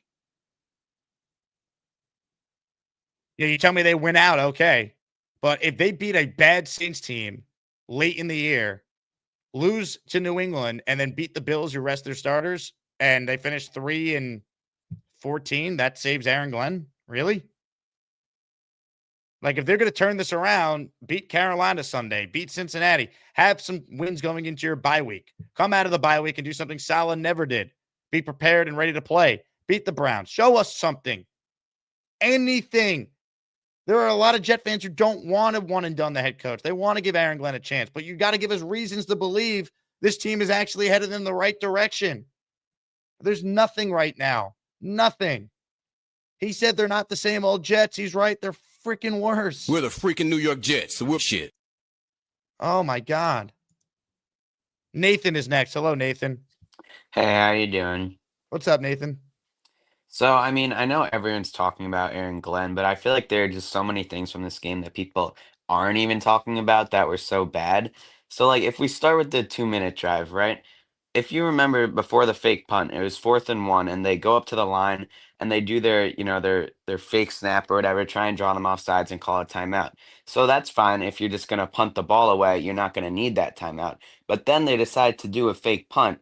What's the point of doing that hard count the play before if you're going to do a fake punt and try and retain the ball? You need that timeout. So I feel like that was completely pointless. And then on the fake punt, they try and sneak out Breece Hall into the formation. Like, it was completely obvious. We got lucky to get 1 yard, but like that could have easily been stopped. And then his explanation for that whole drive was that they want to play conservative and not give the Broncos the ball back. But if you're not confident enough to run a 2-minute drive with your offense, why aren't you making a change at quarterback? It was completely stupid of him to say that they're not going to try to get points. And if you're that inconfident, why is Justin Fields still out there? And then on the 4th and 1, every fan was realized, yes, maybe you don't want to actually go for it with a lot of time left on the clock and give the Broncos a chance, but why not throw it up with no time left? And Glenn didn't realize this during the game or after the game. It took him till the press conference the next day to realize that. So I just don't understand what he's seeing in these games, and I don't really know if he's going to improve because he said in his press conference that he doesn't think he's doing anything wrong. And then he came back and he revised and he said that he could fix some things. But I just think he's just saying that so he doesn't look like an idiot, even though he already does. I mean, I just think he has no feel for the game. I think he might be a good defensive coordinator, like player coach, but I just think he doesn't know how to manage a game. Nathan, well said. He looks incompetent right now. There's no other way to say it. Are you a first-time caller? I don't recognize you. Yeah, I am. Well, welcome aboard. How long you been watching the show? I'd say since like around the draft or so. Sweet. Well, great to have you. I'm putting you in our raffle for the end of the show for 2, also our weekly raffle tomorrow. So appreciate you calling in, man. Excellent call. I'm sorry. You look like a younger fan, obviously. I'm sorry that you're sitting through this. What's the earliest Jet season you remember? I remember the 2015 when we were with Fitzpatrick and we were a competent team, and then the last week against the Bills when we lost that game and didn't make it to the playoffs. That was really the first thing that I remember. So your earliest memory is a 10-6 season where the Jets collapsed in the final game to miss the playoffs. Love it. That's the best you've seen. Brutal. Let me say this, Nathan. Shoot me an email, asmanjake@gmail, and your address and T-shirt size. I want to send you some merch for being a loyal supporter. Thank you so much. You got it, ladies and gentlemen. Give it up for Nathan. A great first call. Justin's numbers are not good from this game. Is he going to be your quarterback next week, or would you Come consider? on, man. What kind of question is that? This franchise, man. Best fans who never get rewarded with anything. Charles Barkley's watching. He says at least the Rangers don't look completely inept at all. All the love, Joe. Bino wrote AG Delusions of Grandeur. Let's see. Just want to make sure I didn't miss any super chats here. I know there might have been a couple that we missed during all the craziness with Joe at the beginning. Okay, I think we're caught up there. Let's get down to the latest ones. This one's from Jets. He goes, I wonder how loud the noise is getting for Tyrod in the building. Well, Connor Hughes had an interesting tweet about that. He said he spoke with players over the summer who felt like Tyrod was better. So if that's true, I mean, what do you think is going to happen if Fields, who's already been named the starter by Glenn today, goes out there and stinks it up early in this game? You lose the team if you're Aaron Glenn. You lose the team, you can't come back for a second year. It looks like he's starting to lose Garrett Wilson, best player in the offense. This was the report from Connor Hughes. He goes, there are truths in the NFL. Among them, a handful of players. They put their trust in their coaches, putting them in the best position to win. A death knell when they question if that's happening. Several within the locker room have told SNY at varying points beginning in training camp they believe Taylor is their best QB. Because Fields is undeniably a better athlete and can do much more as a runner, the sentiment was that that would lead to wins. They would accomplish more because Fields could conceivably do more. But the Jets are not winning. They're the only team in the NFL who hasn't this year. Their offense has been a disaster in large part because of Fields' inability to traditionally play the position.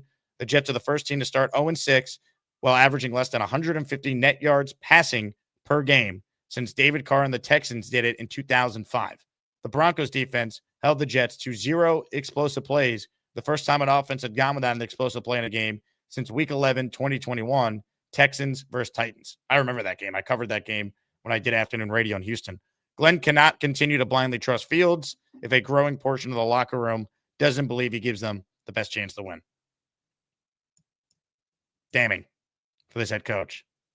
Now you might be saying, well, how defiant is Aaron Glenn in his support for Justin Fields? The answer, very. Here's Aaron Glenn's presser this morning. We'll watch it, react, and then get to your remaining calls here on a Monday, a Columbus Day, where the Jet season died long before we even got to this day. Unbelievable. Here's the great 0-6 head coach of the NYJ, Aaron Glenn. When it comes to the injuries, 3 guys of note, 2, which we talked about yesterday, did not come back in the game. That was Cam and Stiggers, and they both had hips. So they'll be evaluated today and see exactly where that's at. Obviously, talked about Garrett and his injury. He has a knee. When we're finding out more about that, and I'll be able to give you guys that on Wednesday. And those are the guys when it comes to the injuries. And when it comes to the game, again, tough pill to swallow. I thought we had every opportunity to go and try to win this game. And we didn't. And listen, I know it's tough being 0-6. But with the midst of that, when it comes to yesterday's game, there were a number of improvements that I want to make sure that our guys understand that we're going to build on. And when it comes to that, man, I thought our special teams did a hell of a job. Having Kane back as a kick returner, that definitely helped us. I think Isaiah did a really good job as far as the punt returns. I thought our coverage teams did a really good job. When it comes to our defense, man, there were a number of things that we did well when it comes to defense. Number one, we got us a safety. We got a takeaway. We limited points. I thought we did really good against the run game, against their pass game, against an offense that I thought that was doing a really good job the last couple of games. And I thought that Wilkes did a hell of a job actually stopping what they were trying to do, and that comes to the boot game and things like that. On offense, we took a step back. I understand that, but there are some things in there that I really liked. When it comes to how Tanner strategically tried to stick with the plan on going against the number 1 defense in the league, a team that has leading the league in sacks, a team that's doing a hell of a job against the run. And we tried to make sure we continue to run the ball against this team and try to get the ball out quick. And listen, I know there were some times where the ball didn't come out quick. And with that, man, there was a number of things that we got to get better at to do that. And that's from protection, getting open, and also just in getting the ball out. So I understand that. And one thing I do know is, man, you have to improve if you want to consistently win. And I thought we improved yesterday on some things that we talked about and we tried to actually emphasize during the week of practice. So I'll open up with any questions. Aaron, with Garrett. Wait just a second before we get to the questions for this wonderful head coach. He had the audacity there to try and say that they had a plan to get the ball out quick, and he's talking about it like they did that. That's what he's implying there, right? Am I crazy? He's essentially saying there in his opening statement after he rewatched this game that the offense, they didn't score a touchdown. Yeah, they haven't scored a touchdown in the first half of a game since week 1. But we stuck to our game plan. We ran the football. You didn't run it well. Folks, here are some stats on Justin Fields yesterday. It's from Rich Samidi's Twitter account. He was pressured on 16 of 29 dropbacks. On these 16 pressure plays, he attempted only 4 passes, and he completed one of those for -1 yards. This shows a quarterback who is not pulling the trigger. Is he being coached to eat the ball and not risk interceptions? Based on Glenn's answer there, kind of sounds like he might be. I don't know the answer to that. Fields is yet to throw an interception, but what good is that if you can't score? By the way, the sack rate, 9 sacks on 29 dropbacks, was the highest in any NFL game since 2018. Here's another stat on Justin Fields. Justin Fields' time to sack on 9 sacks yesterday, according to True Media, 7.7, 4.4, 3.8, 3.6, 3.4, 3.3, 2.1, 2.9, 4.4. That's an average of 3.95. For context, Caleb Williams has the longest average time to throw in the NFL at 3.05 seconds, and the median average is 2.65. So Justin Fields got sacked yesterday 9 times, and only one of those sacks is below the median average for time to throw in the NFL. These sacks were not on the Jets' offensive line. They were on the quarterback who was scared to throw yesterday. And Aaron Glenn is trying to make it sound like it wasn't that. But he said he's not a defensive coach. He's a coach. You know what he is?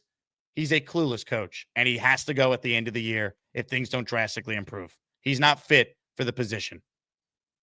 We're only through his opening statement, by the way. We got more. One more for you. because this head coach is so clueless. And we're not just going to sit here and be gaslit nonsense when we all have eyes that work, Aaron Glenn. This is from Robert Mays. According to Next Gen Stats, the Jets' average time to sack today is 5.76 seconds. Only one team in the league is above 5.5 on the season, and the league average is 4.63. I mean, what more do you need? Joke. Here's more from our head coach. Let's see what he'll gaslight us on next. Better players. What's your concern level that there's going to be some missed time here?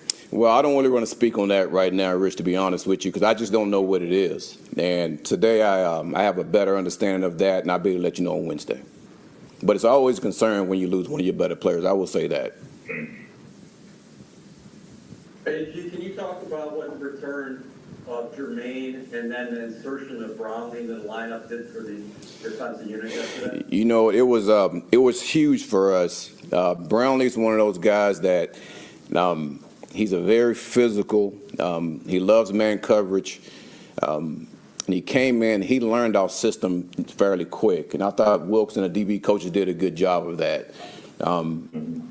And, I mean, Jermaine, he's just one of these good players that brings energy. I mean, obviously he can get off the quarterback. He's stout at the point of attack. And, man, when you add that element to your defense, it only helps you. And that showed yesterday, you know, to be honest with you. But I'll tell you what, this Brownlee is a pretty good player, and hopefully he can continue to ascend with us. Aaron, is your commitment to Justin as strong as it was yesterday after the game, after going back and reviewing the tape? You know what? Here's what, you know, I thought about this a lot last night. I thought about the question that was asked. And when you look at what Justin did, the games that he played, listen, I didn't think he was bad at all. I actually thought he did some pretty good things in those 4 games. In this 5th game, he took a step back, you know, and I'm with you guys 100%. And we can't have that. You know, we have to get better than that. And he knows that. And he knows that better than anyone, you know. So I don't think you just try to bench a player after having one true bad game, because I thought the other games he played fairly well. Hey, Aaron. Wait a second. Aaron Glenn is saying that, right? Isn't he the same head coach who said if you make mistakes, if you're hurting the football team, you're not going to play? So if we're going to go off that, right, doesn't Justin Fields, if you're not going to bench him in this game, which was a disgrace, need to not start this week against the Carolina Panthers? Shouldn't he be held accountable for being the reason why they lost the game? And if you don't want to bench Justin Fields, Aaron Glenn, you got to sit this game out and bench yourself, all right? I mean, if we're all about accountability, that was a bunch of BS that you just spewed to get this job in the first place and then said it to us as fans and we tried to buy in because you're Mr. Accountability, you're a former Jet. What a joke. You are not loyal to Justin Fields. You shouldn't be. You gave him $30 million guaranteed. We understood why. There's upside there. We see it. He's talented. I get it. You're not loyal to him beyond that, though. You should be loyal to your team.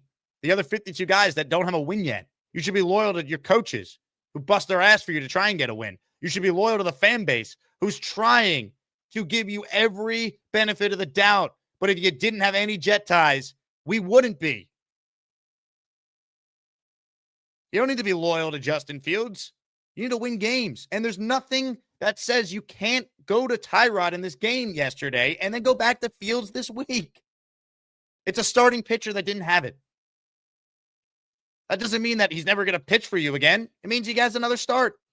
Fields, I agree with some of what Glenn said. I don't think he's been the biggest issue all year. He's not the only reason why they don't have a win, right? There are other issues beyond Fields. Yesterday, it was all Fields, though. It was him.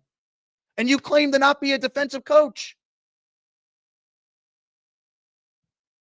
You said you're a head coach. A head coach needs to understand the job of being a head coach and understand the situation and what that called for yesterday. Joke. Absolute joke. What would be the dynamic, though, in game, not benching him permanently or for weeks or whatever it would be? Yeah. When you have a guy that's obviously struggling, wasn't hit the ball out quickly, what goes through your mind about maybe bringing Tyrod in to try to add a spark or try to do something a little bit different in that game, just in yesterday's game? Well, I think that's always an issue because now you start to bring in the dynamic of, man, the quarterback's always thinking, am I going to get pulled, if things are not going right? And again, just like I said before, I think there are a number of things that goes into that. I know that everyone's talking about, man, just to get the ball out, just to get the ball out. And you're right. He has to get it out. But, man, protection has to be good. Players got to get open, too. So you can't just hold the ball. So, man. Oh, you mean players got to get open, Mr. Head Coach Aaron Glenn? Oh, you don't say. How about Garrett Wilson wide open on 3rd and 8 with the game on the line here? Wide open. This is why Garrett Wilson's probably not playing this week, and who knows when we see him next. Protection's got to be good. It was. Get the ball out.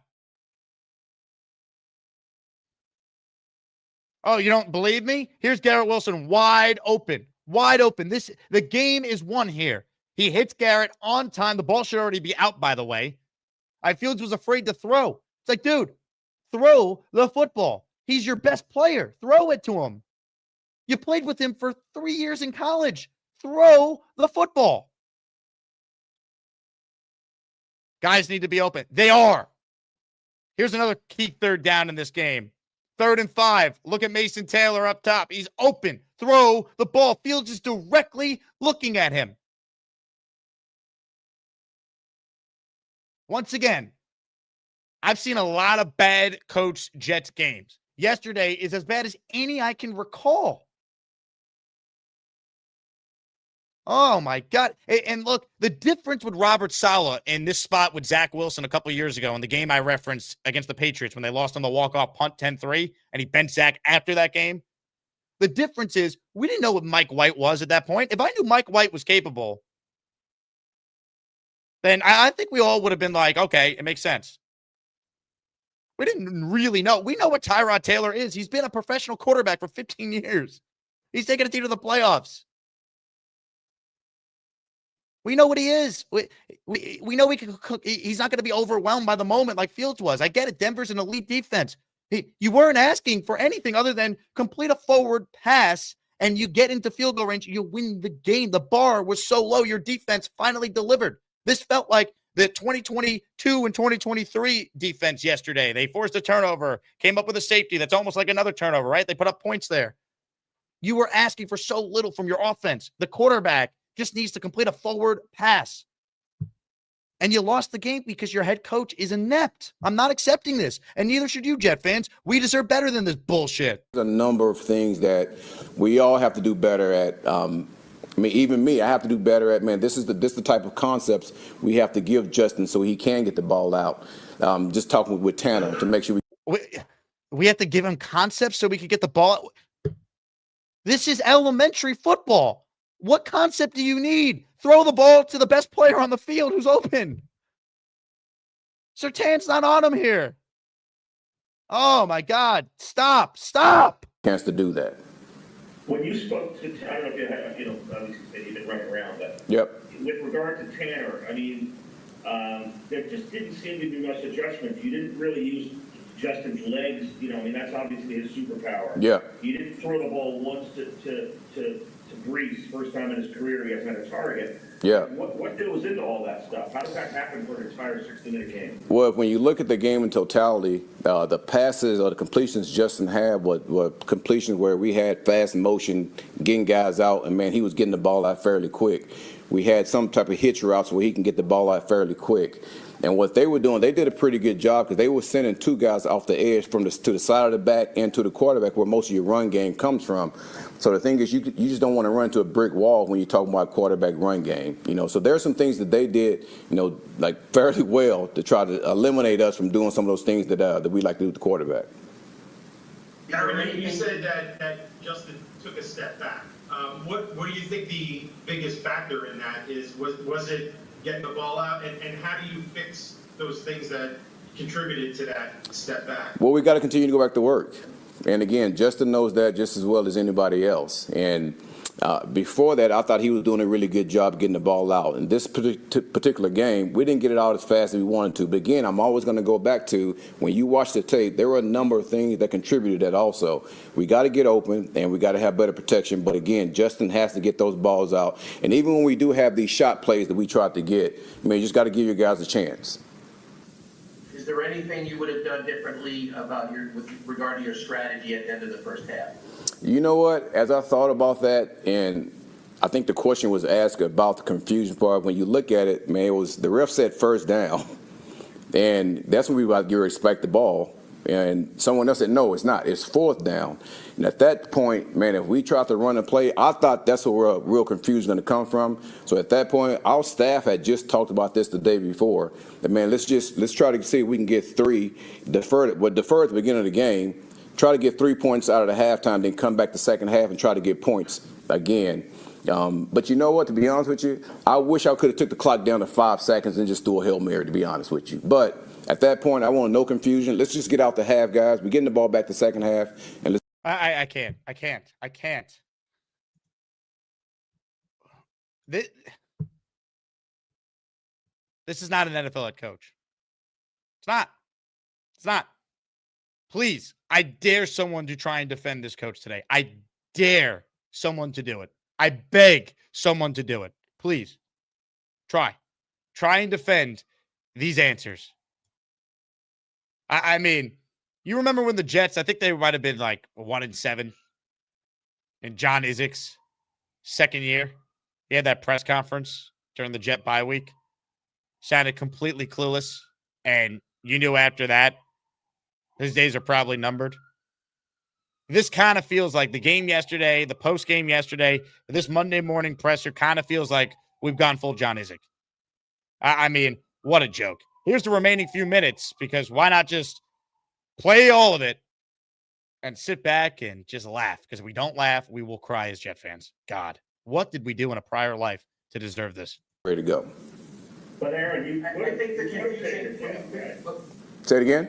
I think the confusing thing about that, though, Aaron, is because you went for it on the fake punt on the 4th and 1, which was a pretty aggressive move. Yeah. So it looks like you're gung ho and you're going for this. Absolutely.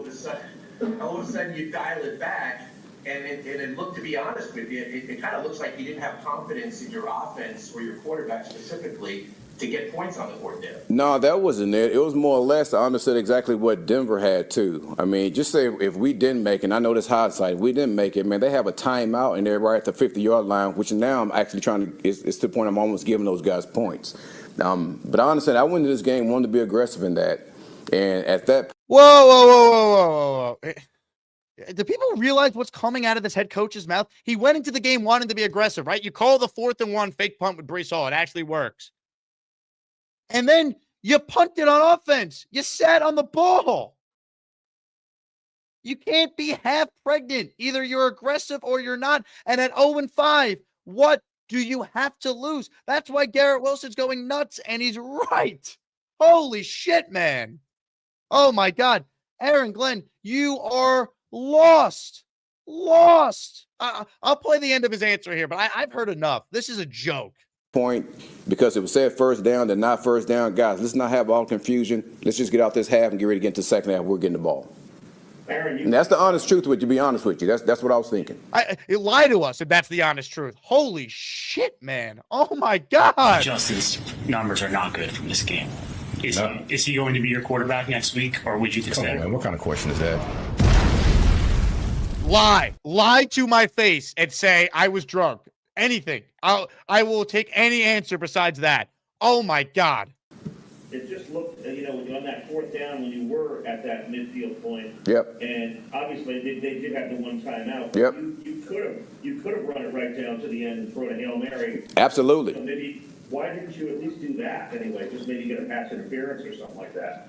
I mean, I know that's easy to say in doing that, but at that point, I thought there was a lot of confusion going on because first down, no first down. I said, guys, let's just get out the half, right? Because we're getting the ball in the second half.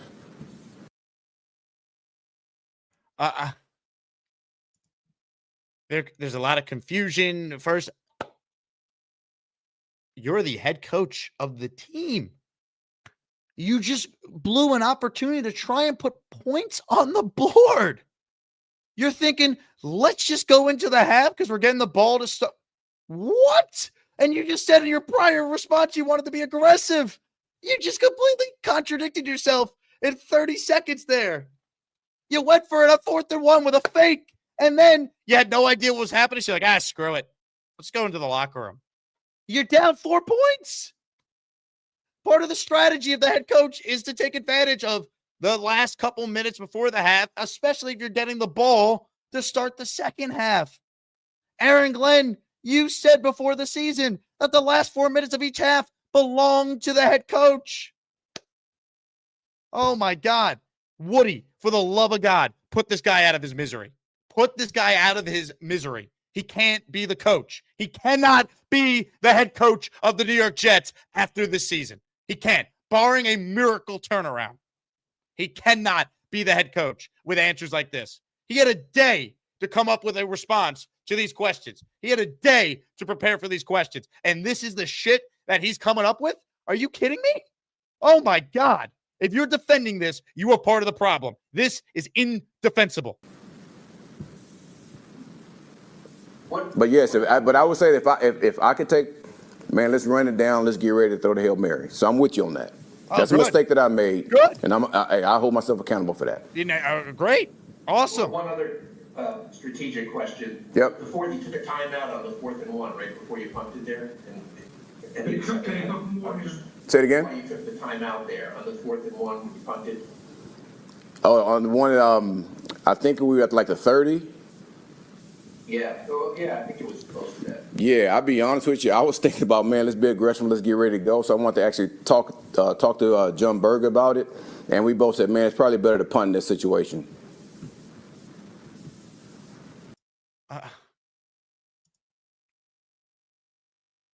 Bro, you burnt a timeout. You burnt a timeout in a game where you were going to need your timeouts. You said you wanted to be aggressive going into the game. So stick to your plan that you just said in 2 answers prior that you had. You're calling a timeout to decide what you're going to do, and then you punt it anyway. Oh, my God. You have no plan. You burnt the timeout. You said you were going to be aggressive. You said that was the plan. But then at the end of the first half, you weren't aggressive. Late in this game, 4th and 1, and you're see, if they just punted, okay, fine. That's a decision. You cannot burn a timeout. And then the defense got the ball back, too. They gave the Jets another chance. The defense finally showed up. I waited all year for this defense. I stuck my neck out and said that we're going to be good this year. They actually showed up. Thank you, Jermaine Johnson, for being the real leader this defense needs. This guy, this team does not deserve, this fan base does not deserve this. And I know he was a great Jet, and I'm trying, and I tried to give this a chance. But you cannot run it back if this doesn't get better. Holy crap. This is not real. This can't be real. Oh, my God. One more? Just, Aaron, just kind of a big picture. I mean, 0-6 is, Yep. I mean, it's self-explanatory. But I mean, what do you say to the fans who, were just, had some high hopes, going into the year, and they're seeing that the Jets are the only winless team right now? And Yeah. I'm wondering about what's been the feedback you've been getting from Woody Johnson as well.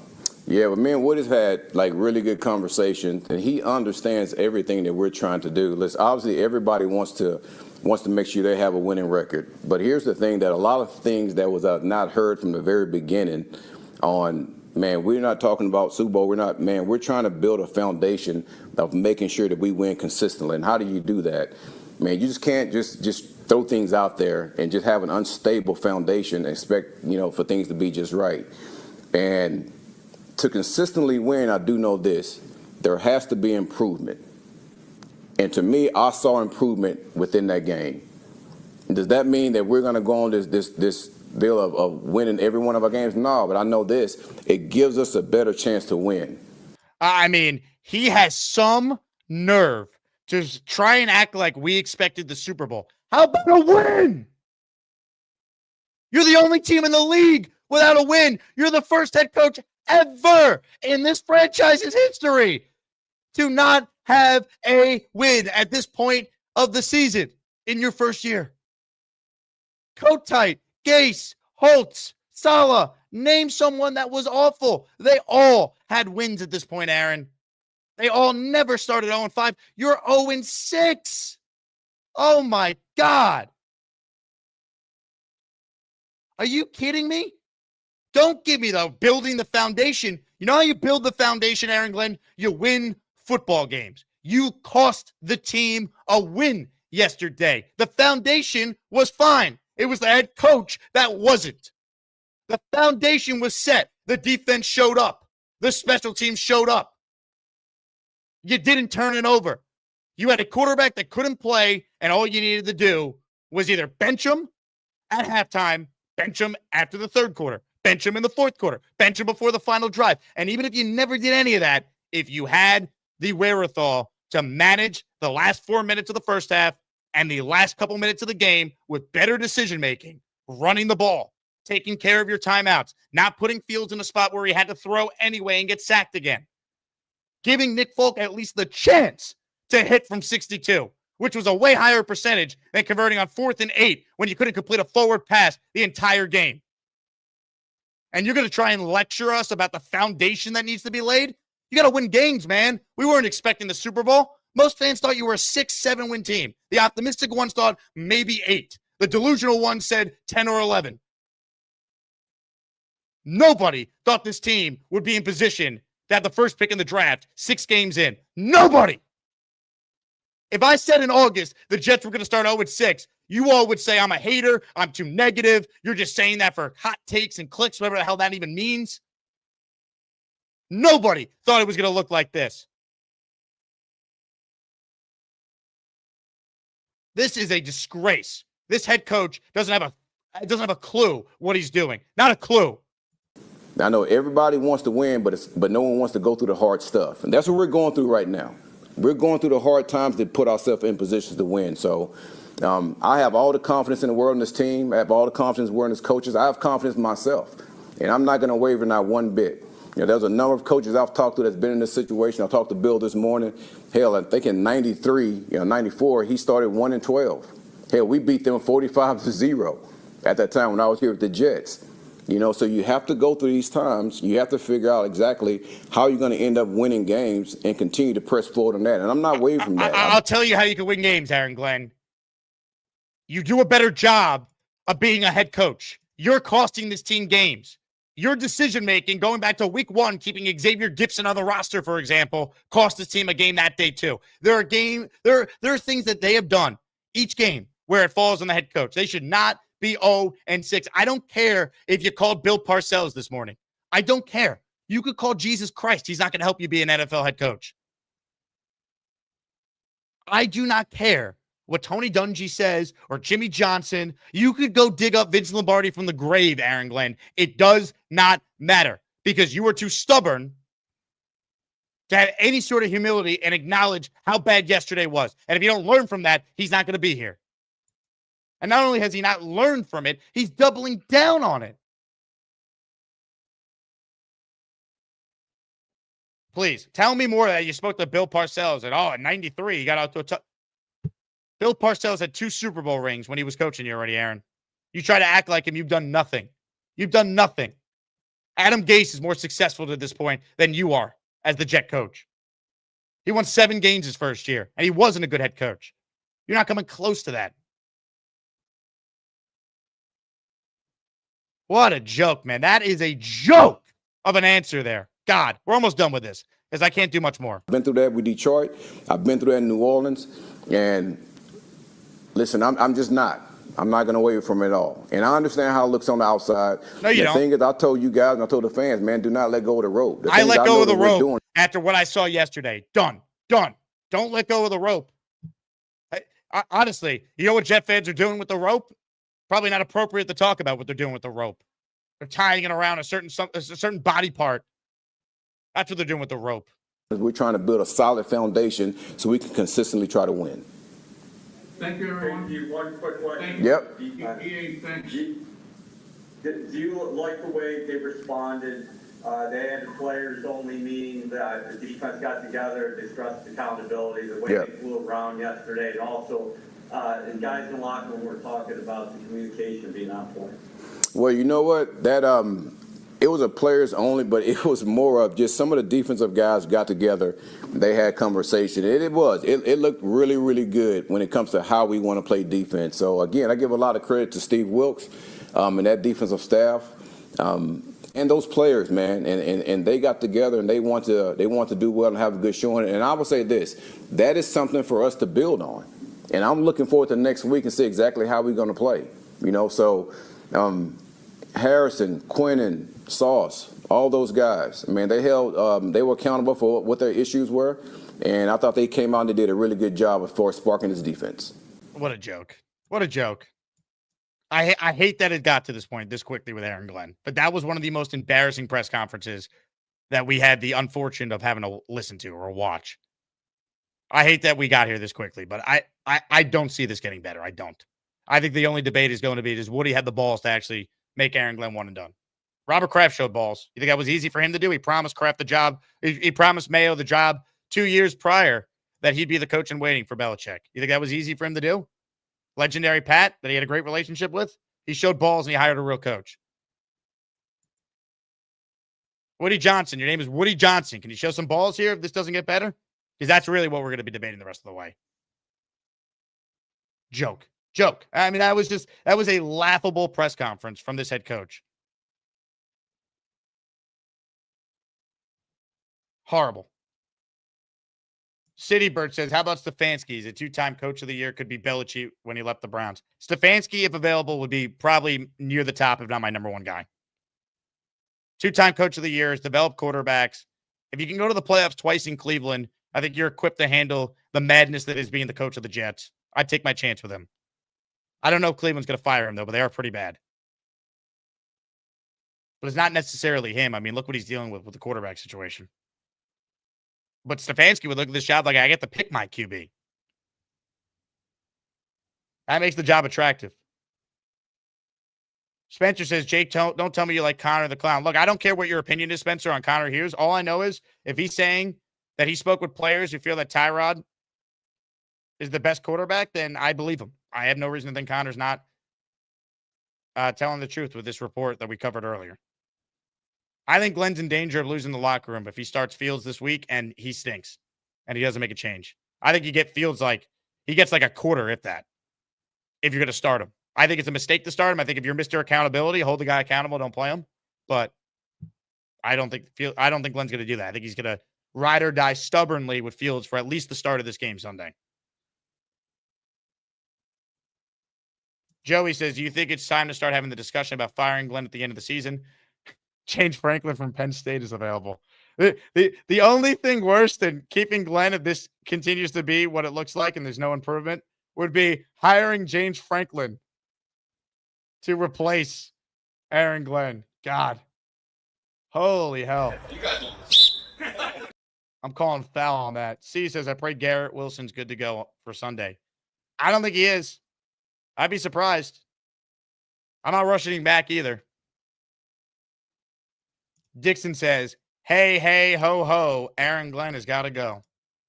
It's brutal we're here. It really is. I hate even entertaining this, but it's real. It's real. That press conference was embarrassing. The post game yesterday, horrible. The game yesterday was some of the worst coaching you will ever see by a professional coach. These are legitimate conversations. Bob writes in, give Glenn and this a better QB and we good. Oh, yeah, baby. We still got the Glenn Truthers. They're still alive and well. This one is for you, Glenn Truthers. Hit it.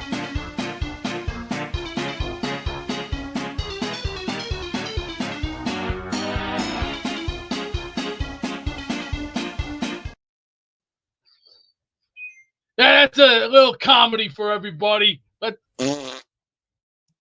Let me handle the comedy, Beast. Let's get to more of your calls now, shall we, ladies and gentlemen? He's got 13 points to make. It's time to say hello to Neil. Get ready for Neil. He will make 13 points about the New York Jets and maybe hump a Patriots jersey. Get ready for Neil. He's probably smoking a big fat cigar and burning his house to the ground.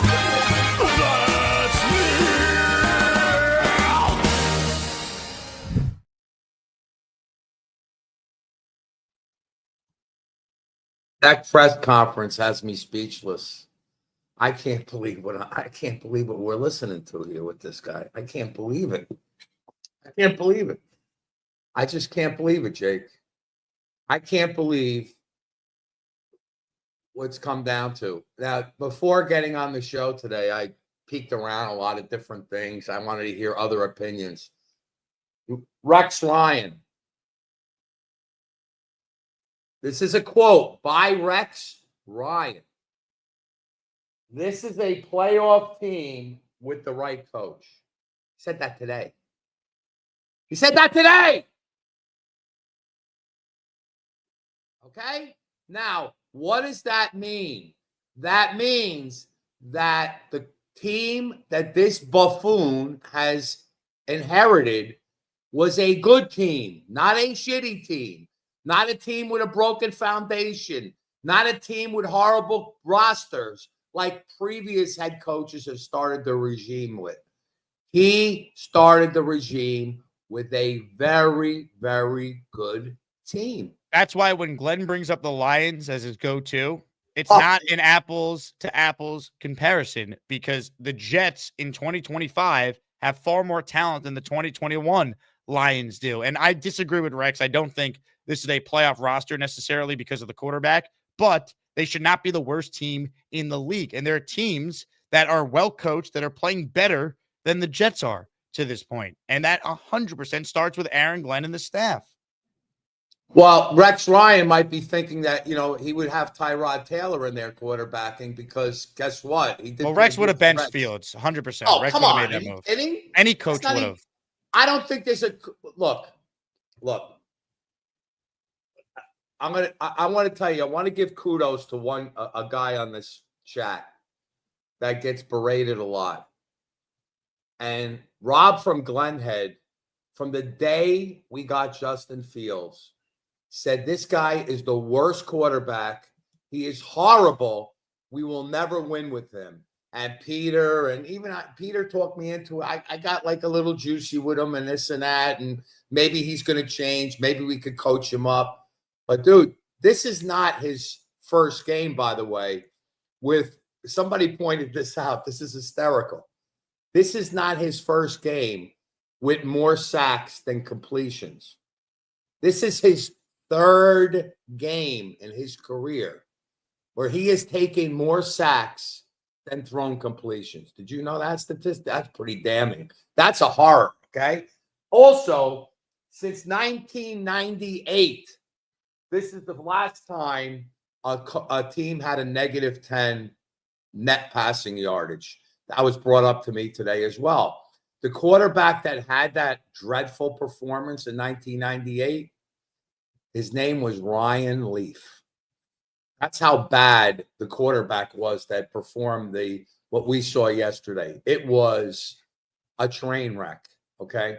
Now, when I say we had a good roster for him to inherit, people forget that we were 0-7 in one-score games last year, Jake. Okay? 0-7. That's the difference between having abominable coaching, which we had last year with Olbrich, and granted, Sala in the beginning of the year. But right now, we've had how many one-score games? Yesterday was one. I think this was at least two, maybe our third one-score game. Is that right? I mean, there's been a couple. I'll pull it up. But like the reality is, it's so misleading when we talk about these one-score games because Tampa, well, technically was a one-score game. I'm not counting that one because you're getting blown out. It took a miracle and all the penalties by the Bucs and the Todd Bowles effect to give you a chance. Miami's technically a one-score game because they had the onside kick at the end. They were never in control of that game. I mean, Dallas, they got killed. It was never a one-score game. So they are objectively worse in everything this year. And Glenn promised to change so many of these things that we all were screaming about, and we felt this team could maybe overachieve because there is some talent here, and they cleaned up the turnovers and the penalties and knew how to situationally handle the last 4 minutes of games and the halves where Aaron Glenn said this summer, the last 4 minutes of each half belonged to the head coach. We thought this team could surprise and be in the mix, maybe be in the hunt in December. And they're the worst team in football right now. Well, we know, I know, I don't want to rehash all the bullshit that happened yesterday, but I want to say this, that when he said that he was happy with Angstrom staying with the run, there was one thing he forgot to mention. The best runner on our team is the quarterback besides Breece Hall. So why the F didn't we have the quarterback, doing running things? See, the only time Justin Fields in his career has been successful is when he looks at his first read and her second read at the most and takes off. Run, Forrest, run. That's what I was looking at the TV yesterday. Run, Forrest, run. He's sitting back there like a statue. I mean, Joe Flacco, listen, Joe Flacco, I don't even want to say what's going to happen the next couple. It doesn't matter. At this point, it doesn't really matter. We know we don't have a coach.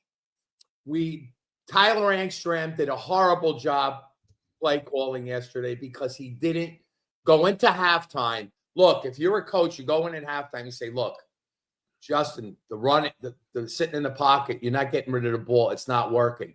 Let's make an adjustment this half. Let's go out and run the ball, do run pass options. Justin, you run the ball. Justin, you roll out. Justin, if nothing's there in the first read or second, take the F off and run. Get 5 yards, get 6 yards, get 8 yards. Do not take a sack. If you think you're going to go past 3 seconds, throw the ball into the stands. Run out of the pocket and throw it away. How do you take a sack on the last? I mean, that Zach Wilson even learned that after 2 years not to do that. Look, guys, we just dug a hole in the core of the earth where our previous hole was, that we were far down near the core. Like, this is new. This is new for us, guys. This is new. And it's really, really bad. So that's really all I have. I just want to say I thank you for keeping us from the rope going around the wall, all our necks. I know. Hey, don't lose the rope, man. Make sure you hang on to the rope. That's what our head coach wants. Geez, that rope is really close by. You might come on the thing and say, here's the rope around Baningo. Man, someone just sent me this. When you see Shawshank Redemption, when the guy says, what was the guy's name that killed him, that hung himself when he got out of jail in Shawshank Redemption? Help me out.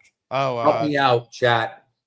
The guy that was in the library. Yeah, I know who you're talking about. When you come to my lair here, you're going to see Neil was here. One day you're going to see Neil was here, and they're going to have a red tape around my body in this office. Red was here. No, it was Brooks. It was Brooks was here, and then Red was too at the end, yeah. Okay.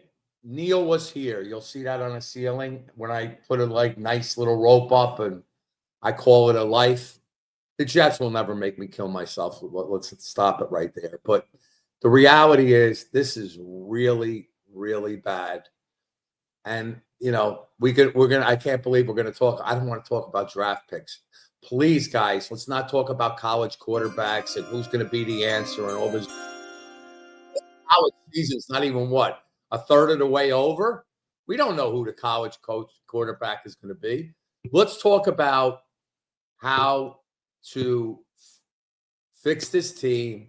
And I think, Jake, that a majority of the chat is now in the realm of this is a one and done year, regardless, because this guy is so over his head right now. It's not even, there's no coming back from it. And the fact that he doesn't even take personal responsibility for the F-ups, that even makes it more of a problem. The red flags are just flying all over the place to this guy. He just doesn't have it. And I don't give a shit if he wins. I don't want to hear about foundations. I agree. Every single coach comes into a situation when the team sucks and you have to give them a couple of years to build it up. That is not what happened here, guys. We were a good team last year. We just did not finish games. We did not have the coaching capable of finishing the games, but we were so much better than we are now. Okay. I watched Aaron Rodgers have a 99-yard drive to open a game up against the Rams last year. 99 yards. We can't even get 20 for a field goal. Are you kidding me? Hey, but I can tell you this, Neil. We can at least get some moral victories.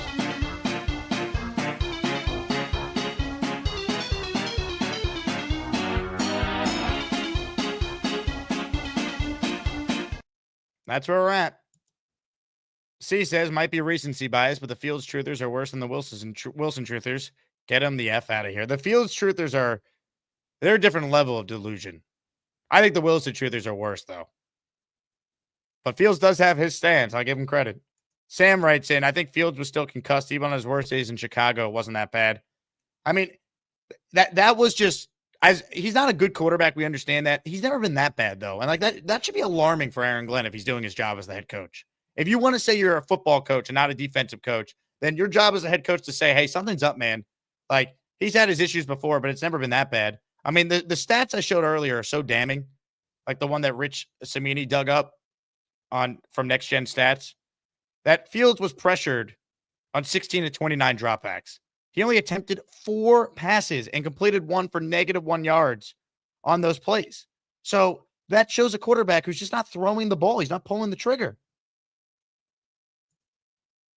Here's an example. This ends up going down as a pressure because he held onto the ball. Dude, Garrett Wilson's wide open. This coach has no clue, man. He has no clue. And I hope, I don't know how it's going to get better. I hope it does, though. But we're in a very dark place right now. Reminder to those just tuning in, we did announce our only, in all likelihood, regular season Jets watch party. We'll commiserate together at Goldie's Tavern in New York City. 135 West 30th Street. It's down the block from Madison Square Garden. So just go to Penn Station and walk 3 minutes. You'll be there. You get a free beer if you show up in Jets or Jake Asman show gear. We'll have a raffle at halftime for signed items like this Breece Hall framed jersey, Wayne Corbett signed football, Kevin Mawai signed jersey, and I'm working on some other cool stuff as well. I'll have a link for people to RSVP, but it's a free event. So we'll all hang out and have a good time and watch our crummy football team together. And Baningo might be there. So who knows? Maybe you'll meet Joe.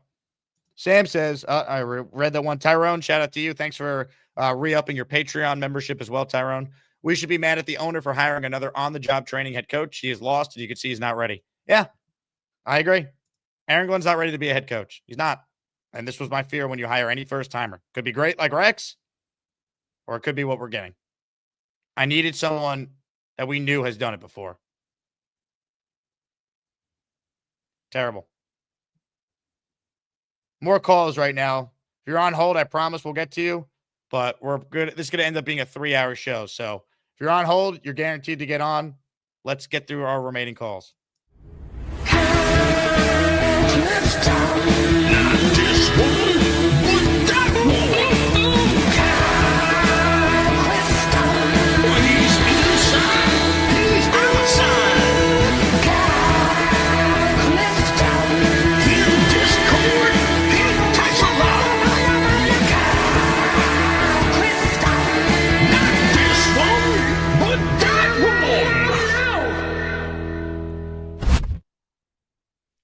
That was some debut call from young Nathan, huh? Nathan brought the goods. I'm clutching my best takes as you a little bit tighter this morning. So, I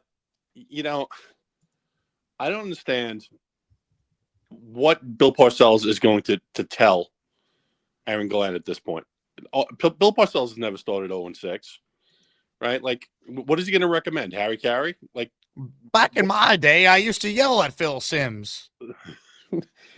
He had a rough first year, both with the Giants and with the Patriots. I think Glenn got into that a little bit, but at no point did he go 0-6, right?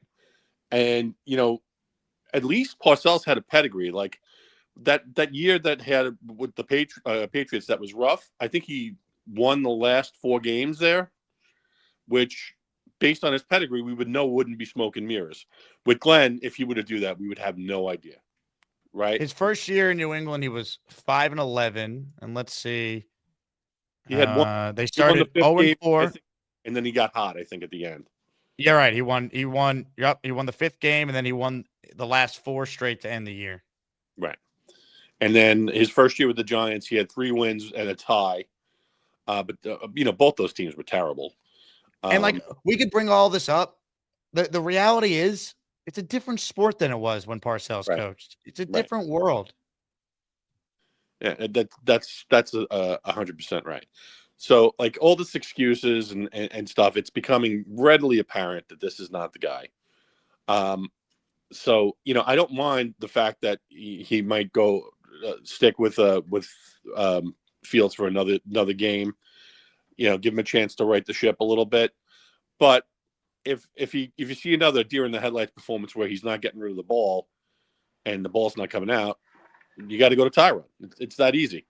All the Broncos were doing, or most of what I saw they were doing, is a lot of run blitz with an extra guy, where they're just hitting a gap, and basically, expecting us to run, and you have Fields back there holding the ball on the actual pass downs, and the way that you beat that run blitz is if you get the ball out quickly.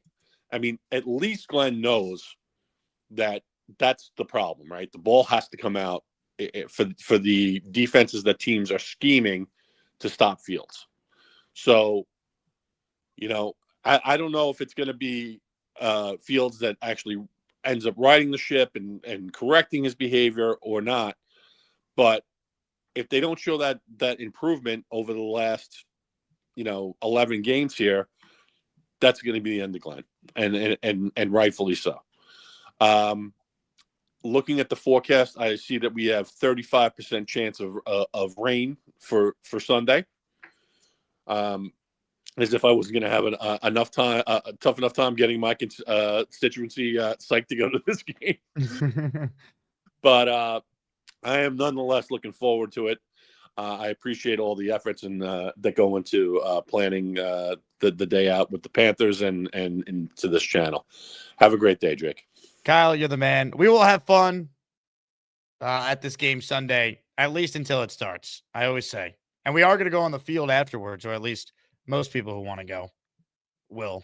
So the postgame show will start when I get back from the giant air conditioning unit in East Rutherford. Maybe 6 o'clock, 6:30, whenever.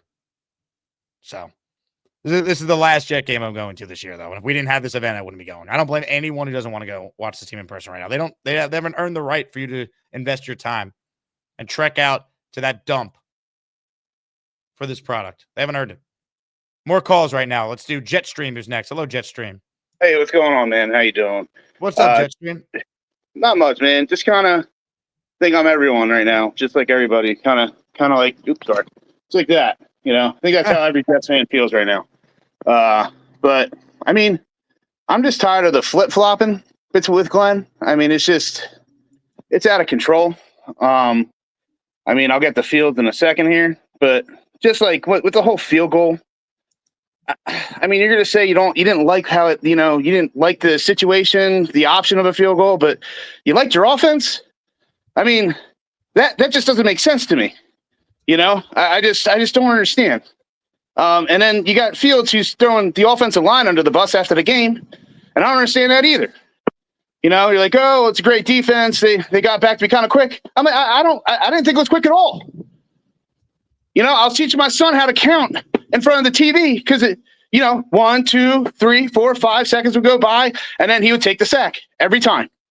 And just with I think he's setting himself up for a flip-flop here because I bet you he starts Fields. Man, I just feel like he's going to. And if he does, and then he pulls him during the game, then he just flip-flopped again because he's just said, oh, I didn't want to pull him, hurt his confidence, and he's worried about getting pulled all the time. Bro, that's why you're the coach, man, and he's the player. Stop. You didn't care about Xavier Gibson's feelings. I understand it's your quarterback and all, but man, I don't know. He's just killing me with this shit. It's bad, Jetstream. Now, I know you've been a frequent super chatter and a listener for a while. Have you called before, though? Nah, this is it.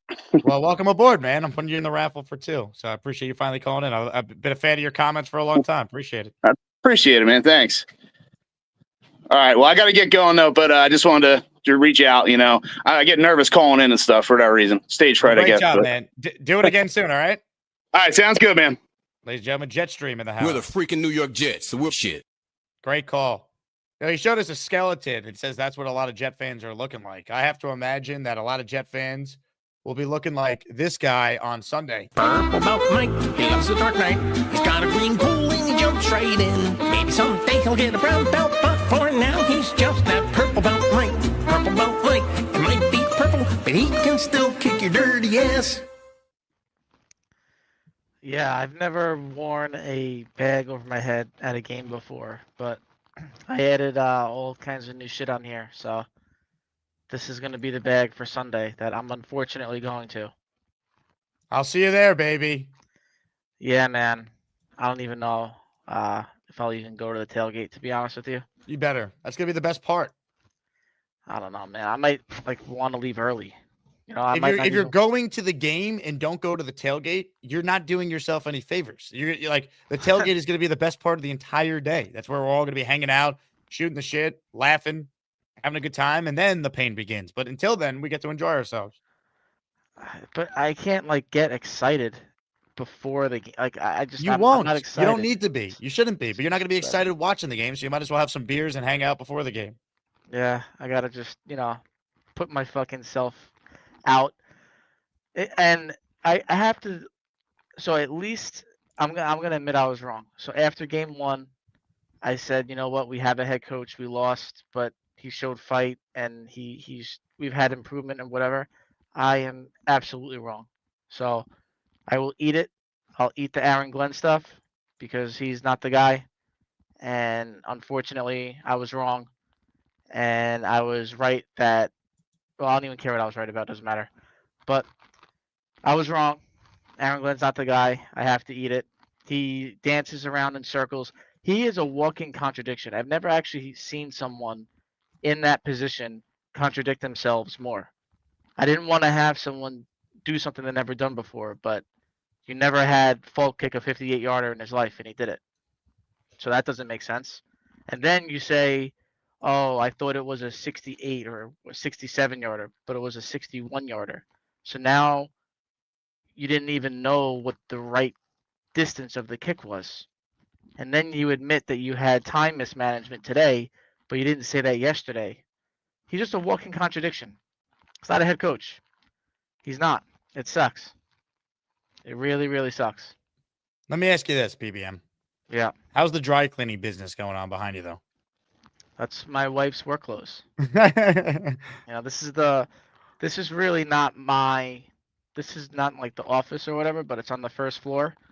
It's a closet that I'm making my office because I can't go up and down the stairs to the knee, and I can't redo it and everything. So I'm temporarily here until, I don't know, I can get it done in May or something like that. I don't know.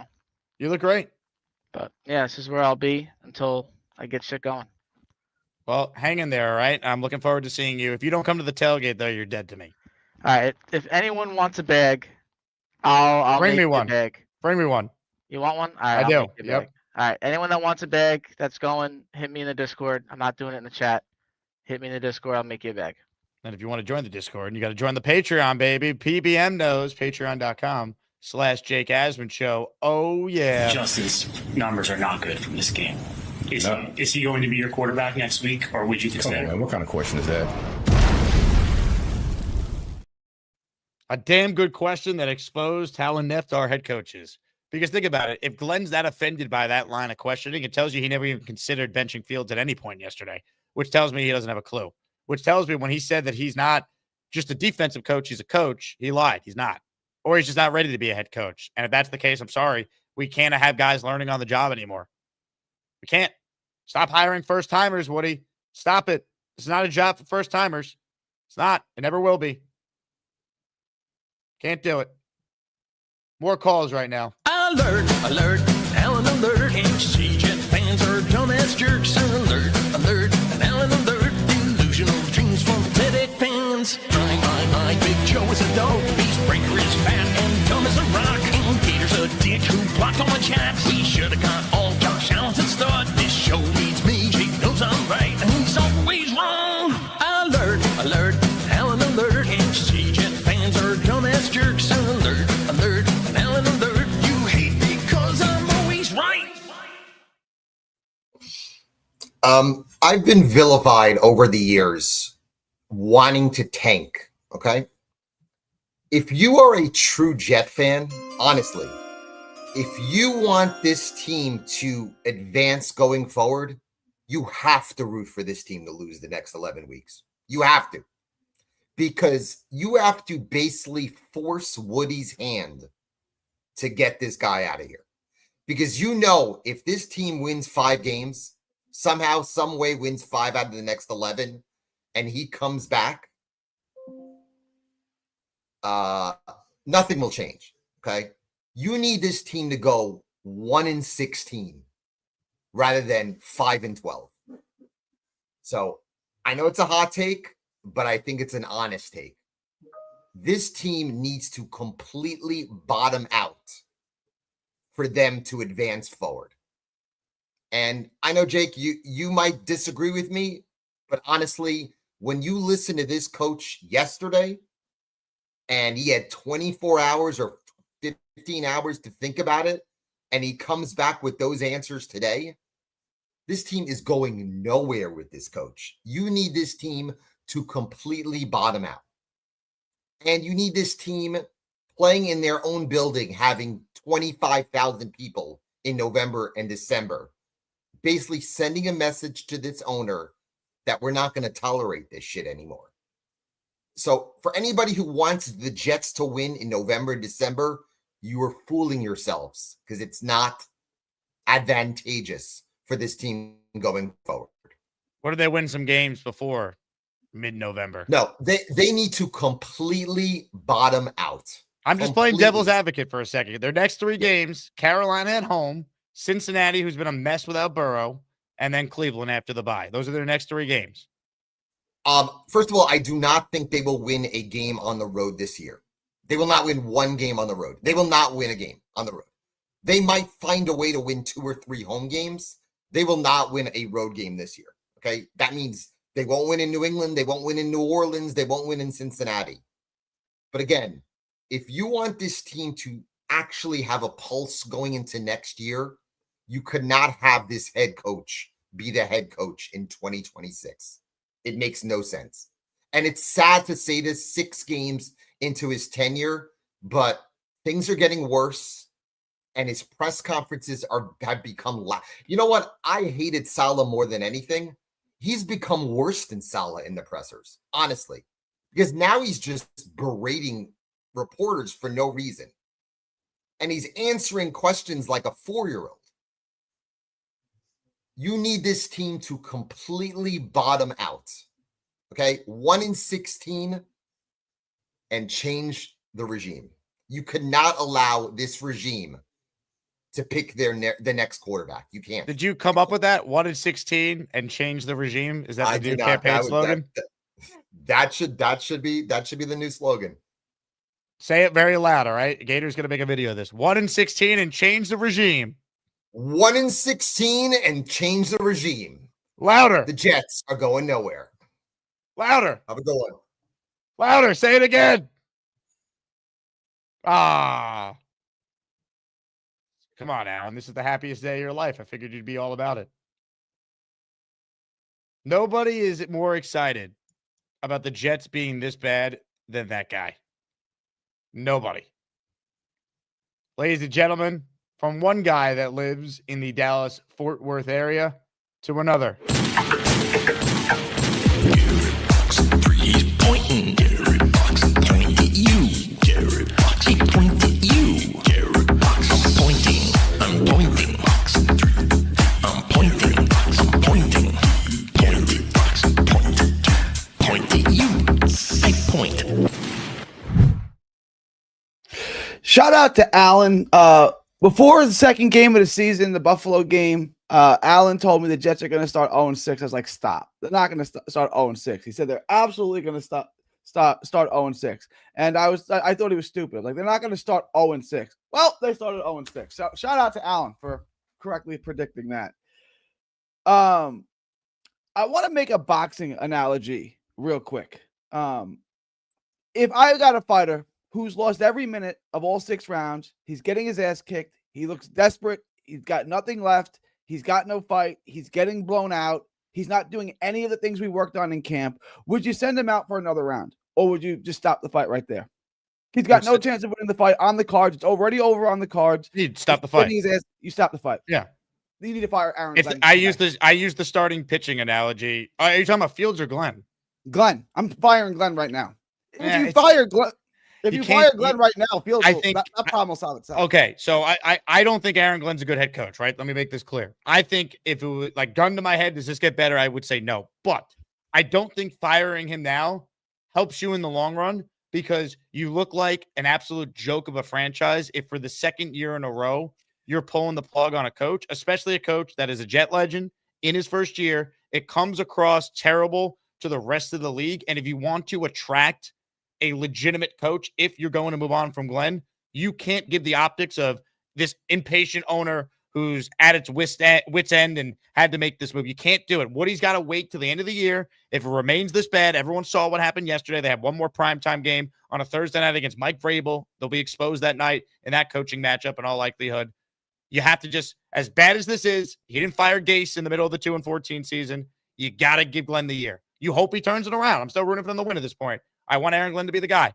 I have very little faith in that at this point, but you can't do it yet because you need to set yourself up to have the best chance to actually get someone who gives a damn that wants the job. I get it. Let me push back on that. I get what you're saying, and it's going to look bad. I get what you're saying, right? There are 32 coaches in the NFL. Well, 31 and Aaron Glenn. I guess he's a head coach. 31 other head coaches would have taken Fields out of that game. At least 30 of them, right? Like, who's leaving him in besides Glenn? So, like, if you fire Glenn, you solve that problem because every other reasonable head coach is going to put Tyrod in. Yeah, but then there's other problems too that happen. We saw this with Saleh, right? You fire Saleh, Obrick's ready to be a coach, and he's still like, we don't know who the intern would be. You can't. They're not all in like they were last year with a 41-year-old quarterback. Like, you got to get through the year. It's not good to do it now. There's no chance Glenn is coming back next year. If we're drafting a quarterback next year, you can't let Glenn be a part of this because he's just going to bring the next quarterback down, and we're going to have to then fire him. You know what I'm saying? Like, this is it. It's one and done for Glenn. That's it. Agreed. You can't bring him back. Agreed. If it stays this bad, you understand my point on why you can't do it now, though? The optics of doing it now hurt your chances of getting a legitimate candidate that would feel comfortable taking this job. Yes.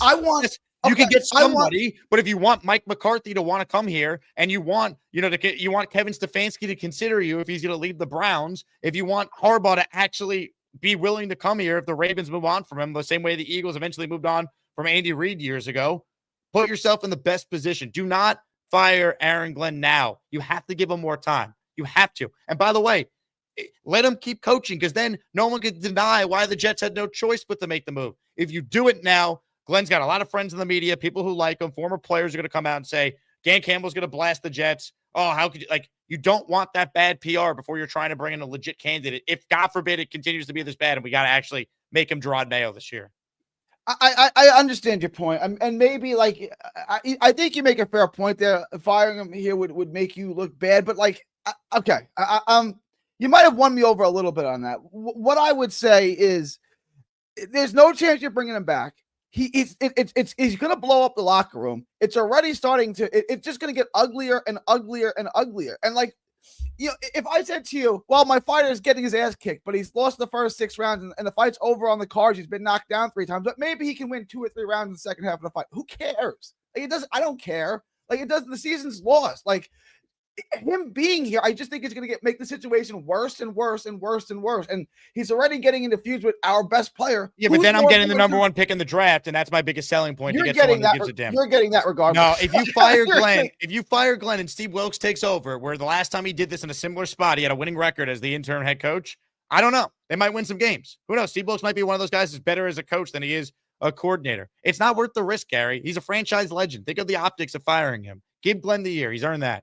He's earned the year. I'm not. I earned it because Because your quarterback 20 years ago. Most people would said before this game, he's going to get a second year no matter what. I was listening to my buddy Rick DiPietro on our morning show today. He's like, Glenn's definitely getting a second year. They had this game yesterday. Now he's like, I got to be honest. I think Jake is right. He might not if this continues. Like, people are seeing what's happening. Let it play out. It does not make sense to pull the plug. You look like a laughing stock if you do that. They don't need our last 3 head coaches were Adam Gase, Robert Saleh, and Aaron Glenn. Now we look like a laughing stock when we looked at the last 10 years. I understand that, but you have to understand these guys all know the same people in league circles. You don't want to pull the plug. Sean Payton will destroy the Jets if they fire his boy. Destroy them. Bill Parcells will come out and blast Woody Johnson if you do that. You have all the people.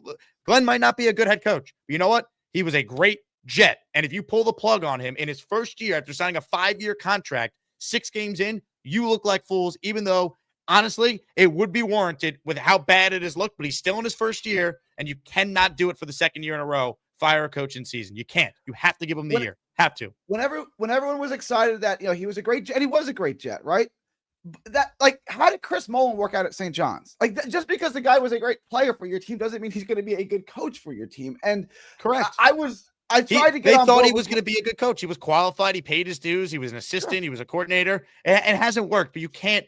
I understand why you're saying what you're saying, and I'm sure a lot of people will agree with you. But trust me, it's in the best interest of the Jets to give Glenn the full year. Don't meddle if you're Woody. Hands off. He gets the year. You evaluate at the end of the year. And if you need to make that type of decision, people aren't going to say, how could you do it? When we saw Houston go through 3 coaches in 3 years, we saw New England make Gerard Mayo a franchise legend, similar situation, make him one and done. We saw the Niners go for 3 coaches in 3 years. We saw the Cardinals fire Wilkes after a year to bring in Cliff when they had the number 1 pick. I know it sucks. We're in hell right now. The best path to getting out of hell, if it remains this bad, is give Glenn the year and see where they end up. And if you got to make a change, you could justifiably make it then, and you're in better position to actually attract a good candidate. You can find a coach. People want to be NFL coaches, but if you want to try and get the best coach, I think this job's pretty attractive. You have cap space. You have a good offensive line. You have a number 1 receiver. You have the number 1 pick in the draft. All of a sudden, not so bad. Not so bad. The division is very, up in the air. You got Buffalo, New England still established themselves. Miami's a mess right now. There's selling points for this job. But firing Glenn, I think, makes it a lot harder to get a great coach if you do it now. It's not the right move. I got 2 other things I want to address. One's Woody Johnson, and then I want to make a Justin Fields comparison. And this is I'm half joking, but I'm serious. Can the NFL force him to sell the franchise? You play in the biggest market in the world. You play in the biggest. Your franchise is extremely valuable to us. You're completely incompetent. You can't do this. We're going to force you to sell your team for the benefit of the NFL. Can the NFL force them? No. I know it's not going to happen, but is it a possibility that they can make Woody sell the team? No.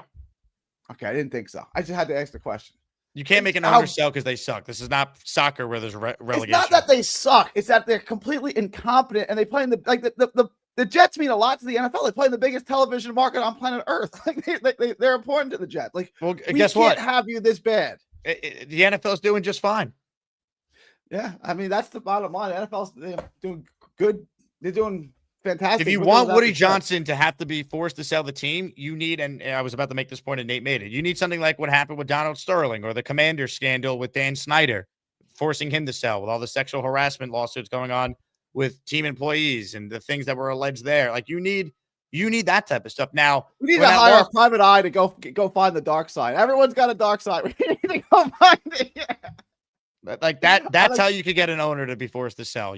Being awful, while Woody should not be, Woody Johnson, if we're basing his performance as an owner, whether or not he deserves the right to own the team, he would have been forced to sell a decade ago based on that. This logic. Is so bad. There's no hope, Jake. No. My last point was about Fields, and I wanted to keep Rodgers, as you know. They got Fields. I still wearing my Fields jersey. I forgot to take it off. I was wearing my Fields jersey all day yesterday. I forgot to take it off. You want to win a signed Fields jersey? I'm giving one away tomorrow. No, I don't. I don't know how many people want it, but you can enter the raffle. What about also a signed Sauce Gardner and Bart Scott jersey? The Gardner and the Scott jersey, much better prizes. But Fields, you're never as bad as your worst day. Fields isn't as bad as he was yesterday, but I wanted to make a comparison. And you guys may remember the boxer Adrian Broner. And he had all this talent. It was like, if he just lets his hands go, just let your hands go. Just let your hands go. All he needs to do is let his hands go, and he can be an all-time great. Just let your hands go. And then next thing, he's 30 years old, and we're still saying, well, he just needs to let his hands go. He just needs to throw in combination, and he never did it. That's Fields. Like, I don't care about his talent. I don't care about his legs. He can't let his hands go, so to speak. He can't make a decision. He's the fastest guy in the field. 1, 2, there's nothing there. Just run. Just when in doubt, just run. You're the fastest guy in the field. He can't do it. He can't make any reads or any progressions. He can't make a decision. He just can't do it, right? So that's what I'm saying. Like, Glenn's going to keep putting him out there. He can't do it. He can't let his hands go, to use the boxing term. He's not going to throw any combinations. He's going to sit there and try to select one shot at a time. It's not going to work. It's just not going to work. Like, just put Tyra. I don't care if you put the Missouri quarterback out there. I don't care at this point. I can't watch that again. He can't. It's been 5 years of Justin Fields doing the same thing. There's no improvement. There's no change. He can't make a decision back there. It's not going to get any better. Like, why put him back out there ever again? All fair. But guess who's going to start at quarterback this week? And that's what I just fire Glenn. Like, I don't want to see this anymore. Any other head coach. Stop. We can't fire Glenn. We need to get a win for AG, baby. Hit it, Gary.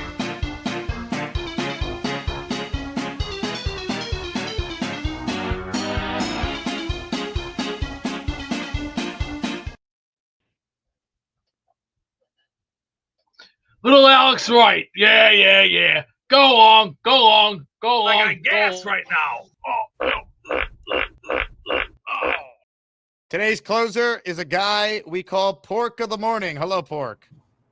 What's up, Jake?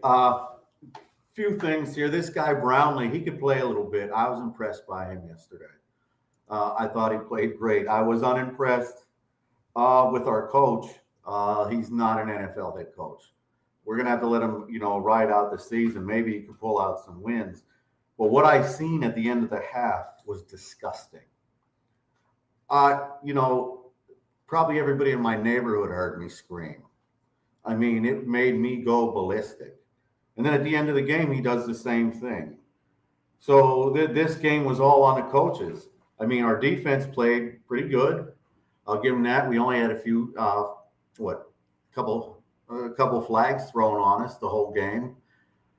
And we had the football gods on our side. Everything broke right for the Jets to steal this game. Denver overlooking them, perhaps. Their travel schedule. The Jets getting a turnover, not turning it over themselves. The Jets going out there and getting a huge boost from their special teams. The kickoff return by Kane coming back gave them 3 points. The Jets defense actually forcing a safety. Michael Clemens actually not killing this team. Oh, he had his best game as a Jet, or his best game since his rookie year. Everything was there. Sauce had a good game. Sherwood played well. All the guys that were much maligned. Jermaine coming back is huge. That guy's the biggest leader on the team. I've said that now for the entire season. Nick Folk was great. McNamara, the punter, was great. Everyone but the coach and the quarterback were ready to win yesterday. Two most important guys. That's it. And they still almost won. That's how insane this is. It feels as bad as he is. Completes one pass here on 3rd and 8 with a minute 15 to go. They win the game. Garrett is wide open. And not only do they win the game, there's going to be people saying, see, Jake, we just needed to give AG more time. And now Field showed resilience by coming back and making the great throw. I already know how it's going to be spin. He'll never make that throw. In his whole career, he will never, ever make that throw. He is a terrible player. AG is a terrible coach. Together, they make this team into a sore. You know that? The stench of it is terrible. I'm sick of losing. I'm sick of going in and watching these games and knowing I have no chance of being happy the rest of the day or even the rest of the week or the rest of the damn season. Man, it can't get any worse. It can't get any worse as a Jets fan. I mean, we're in hell, and it's going to get worse. Believe me, it's going to get worse. The more time you put this guy in, the more time he's going to do whatever. Just stand there like a little go. That's not football. That's not a man. That's a bitch. I'm done. Thank you, Pork. We are mama way. You see what this team does to our great fans? You see what they do? Man. Look, at least the team had a good week of practice this week. Imagine how much worse Fields would have played without that. Justin's numbers are not good from this game. Is he going to be your quarterback next week, or would you Come consider? on, man. What kind of question is that? People ask me all the time, how come you don't stream yourself watching the games like Richie does or Green Bean and all the other great content guys? And I go, you don't want to know what comes out of my mouth. I sound like pork regularly. Now, this game coming up, I'll be around people, but at 0-6, like I'm not going to be as crazy as I had been. So the Asmaniacs will see me watching this game, but I don't think it's going to be anywhere near as crazy. I'm counting names for the raffle here shortly. We got Black Gypsy, who is in again for another entry. Thank you. We're going to give away a Jets jersey of your choosing. You pick Brees, Garrett, Sauce, JJ, Quinnen, Quincy. Let's be real. I'd recommend either Quinnen, JJ, Sauce, or Garrett at this point. Brees I love, but is he on this team? I don't know. Ace Tag says it's become obvious the Jets are tanking. See, they're not tanking. Tanking gives them a plausible excuse for why they suck balls. Don't do that. This team is not tanking. Aaron Glenn didn't come here to tank. He puffed his chest out talking about how they were going to win games. They're going to be well coached. He's not trying to lose on purpose. He's not trying to lose on purpose. He might now try and spin it like, oh, you know, it's a rebuild. I mean, come on, who didn't see that coming? And I would say you. We're here to win now, and we're looking forward to it. So, any questions? Yeah. When does the winning start? Never. This is not a tank job. All right. And teams don't tank. It's not how this works. It's professional football. Mackle says, if you fire Glenn now, who has trust in one of our coordinators? No, Glenn gets the year. Do not fire Aaron Glenn. Fire Aaron Glenn says, who cares about the PR? Like you said, there's only 32 of these jobs. If you want to try and attract the best candidate for the job, do not fire Aaron Glenn now. Give him the year. I don't need Sean Payton and Dan Campbell and all these guys advising any candidate who consider the Jets. Look what they did to my boy AG. Don't go there. Don't work for Woody. No, Glenn gets the year. If it's this bad, Robert Kraft got away with firing Gerard Mayo because it was that bad. And he was able to get Mike Vrabel to take that job. If you're the Jets, and you get the number one pick, and you have a lot of cap space and a good offensive line, Garrett Wilson, Sauce Gardner, Quinnen Williams, right? Good players, Will McDonald, Jermaine Johnson. You have good players. And the number one pick. That's an attractive job. Do not fire this head coach in the middle of the season. It doesn't make any sense.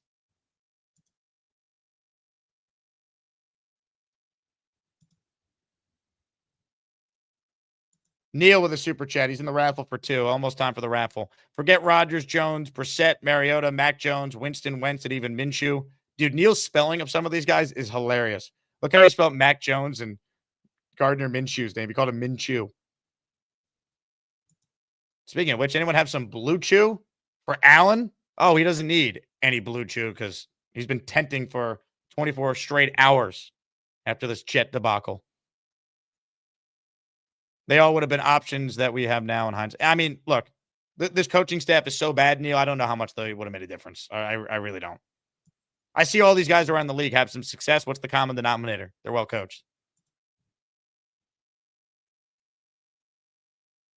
Burkinator says, Gary, I am legitimately a private investigator. It's what I do as a career. If all the Asmaniacs chip in, we can maybe get this thing going and rewrite history. Burkinator wants to investigate Woody Johnson. Okay. I think a lot of people would be in on that, Burkinator. Thank you. Green Gang in the house. He just gifted a 5-spot of channel memberships. Hit it. We're the freaking New York Jets, so we're shit. If you got a membership from Green Gang, make sure you thank them. Thank you to everyone who supports these raffles, guys. Goes a long way toward keeping the show rolling, especially when the team now is 0-6. Jetstream, who called him before, he says it'll be hard enough to get a top candidate for head coach. Don't fire Glenn. You can't fire him now. Can't. Give him the year. Give him the season. Hope he turns it around. As bad as it is, Dan Campbell started 0-8. That's all Glenn has at this point. But you know what? That's all we have right now. Because I'm not rooting for losses yet. I want to win. All right. I'm so disgusted. I really am. So disgusted. Being a Jet fan has never been harder, man. You guys are the best for watching the show hit the like button. We have still over 1,000 people in here, which is amazing. Baningo was on with us for the first hour of the show, so check that out if you missed it. It's almost time for the raffle. Before we do, though, short clip. The names are being assembled, and we'll give someone a Jets jersey before we close this bad boy out. I'm just like moving and grooving. Get your football. Oh, man, Let's Jay, work on ball you gotta security. get- We cannot have any fumbles. Ball security, Jay. Yep. Secure your balls. This is the ball. If you hold it like that, it's going to get knocked out. Protect it. Like this. High and tight. Yep. So this is my football right here going in the toilet. What? No. Ball security, man. High and tight. That's why we keep losing. The whole point of this exercise is to manifest change. We're trying to get a win. Scatterboo time. Giants No, are it's tough not to- scatterboo time. You just put the ball in the toilet. Flush your toilet. Let's go. Is it going? It's not. Is it going down? Oh, damn it! Smell that toilet water? Oh, good God, man. I'll tell you what, if the Jets do win, Sean, you're calling in every week and you're putting the football right back in the toilet. Well, we can end that exercise because on Friday's show, we tried to manifest a win and didn't work. We did recover a fumble, though, so good job by Sean. Jets defense did finally recover a fumble. Man. All right, it's time to give away a Jets jersey. It's time to announce the winners of the weekly Asmaniac raffle. Let's spin the Jake Asman Show Wheel of Champions and find out which Asmaniac is winning an epic prize. Someone's going to win a jersey. If your name is called by the Wheel of Champions, you have to email me your name, your address, the player whose jersey you want, the size of the jersey, and the color of the jersey. Green, white, or black. Those are the rules. If you don't email me, well, I don't know where to send it, and you won't get the jersey. So, asmanjake@gmail.com if you are the winner. If you don't win, guess what? You're locked in for a chance to win 3 prizes during the weekly raffle tomorrow morning. Ladies and gentlemen, the Wheel of Champions is being spun right now.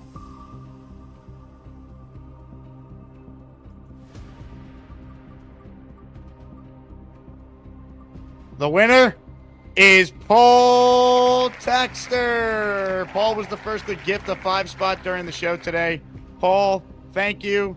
You are rewarded, and I truly appreciate your longtime support. Shoot me an email, Paul, and we'll get that jersey ordered for you. Hit the Jet chant for him. Thank you to Paul for the support. This one is from Spencer. I saved for last year. Gary, Glenn will be the coach in year 2. Here's the bet. If he is, you have to give me 3 boxing lessons for free. If not, I send you $100. Deal? Spencer, we will ask Gary this afternoon if he agrees to the deal. We will see. Ladies and gentlemen, that's a show. And it was a wild show, but a damn good show. And the callers brought it today. So thanks to everyone who tuned in. Thanks to Baningo for joining us. I'll have a RSVP link for our watch party coming up, but it's going to be at Goldie's Tavern in 2 weeks for the Jets and the Bengals. That could be our first win. Maybe. Maybe not. Either way, we will have fun as we always do because that's what this community is all about. It takes a special breed to be a Jet fan. It takes a special breed to be a diehard Jet fan. And if you guys are still watching these shows, you are a diehard. So I thank you for that. On that note, that does it for me. I end the show with a clip that kind of feels appropriate on a day like today. Ladies and gentlemen, have a good one. And go Jets. We'll talk to you at 4 p.m. when Tanky V is on in our next show. I hate this team. I hate them. I hate them. Hey, here's the deal. Just got no chance unless you click on that like button. And you got to make sure you subscribe to the Jake Asman Show. You don't, you can get the f*** out. Now let's go, Asmaniacs. We're built for this shit.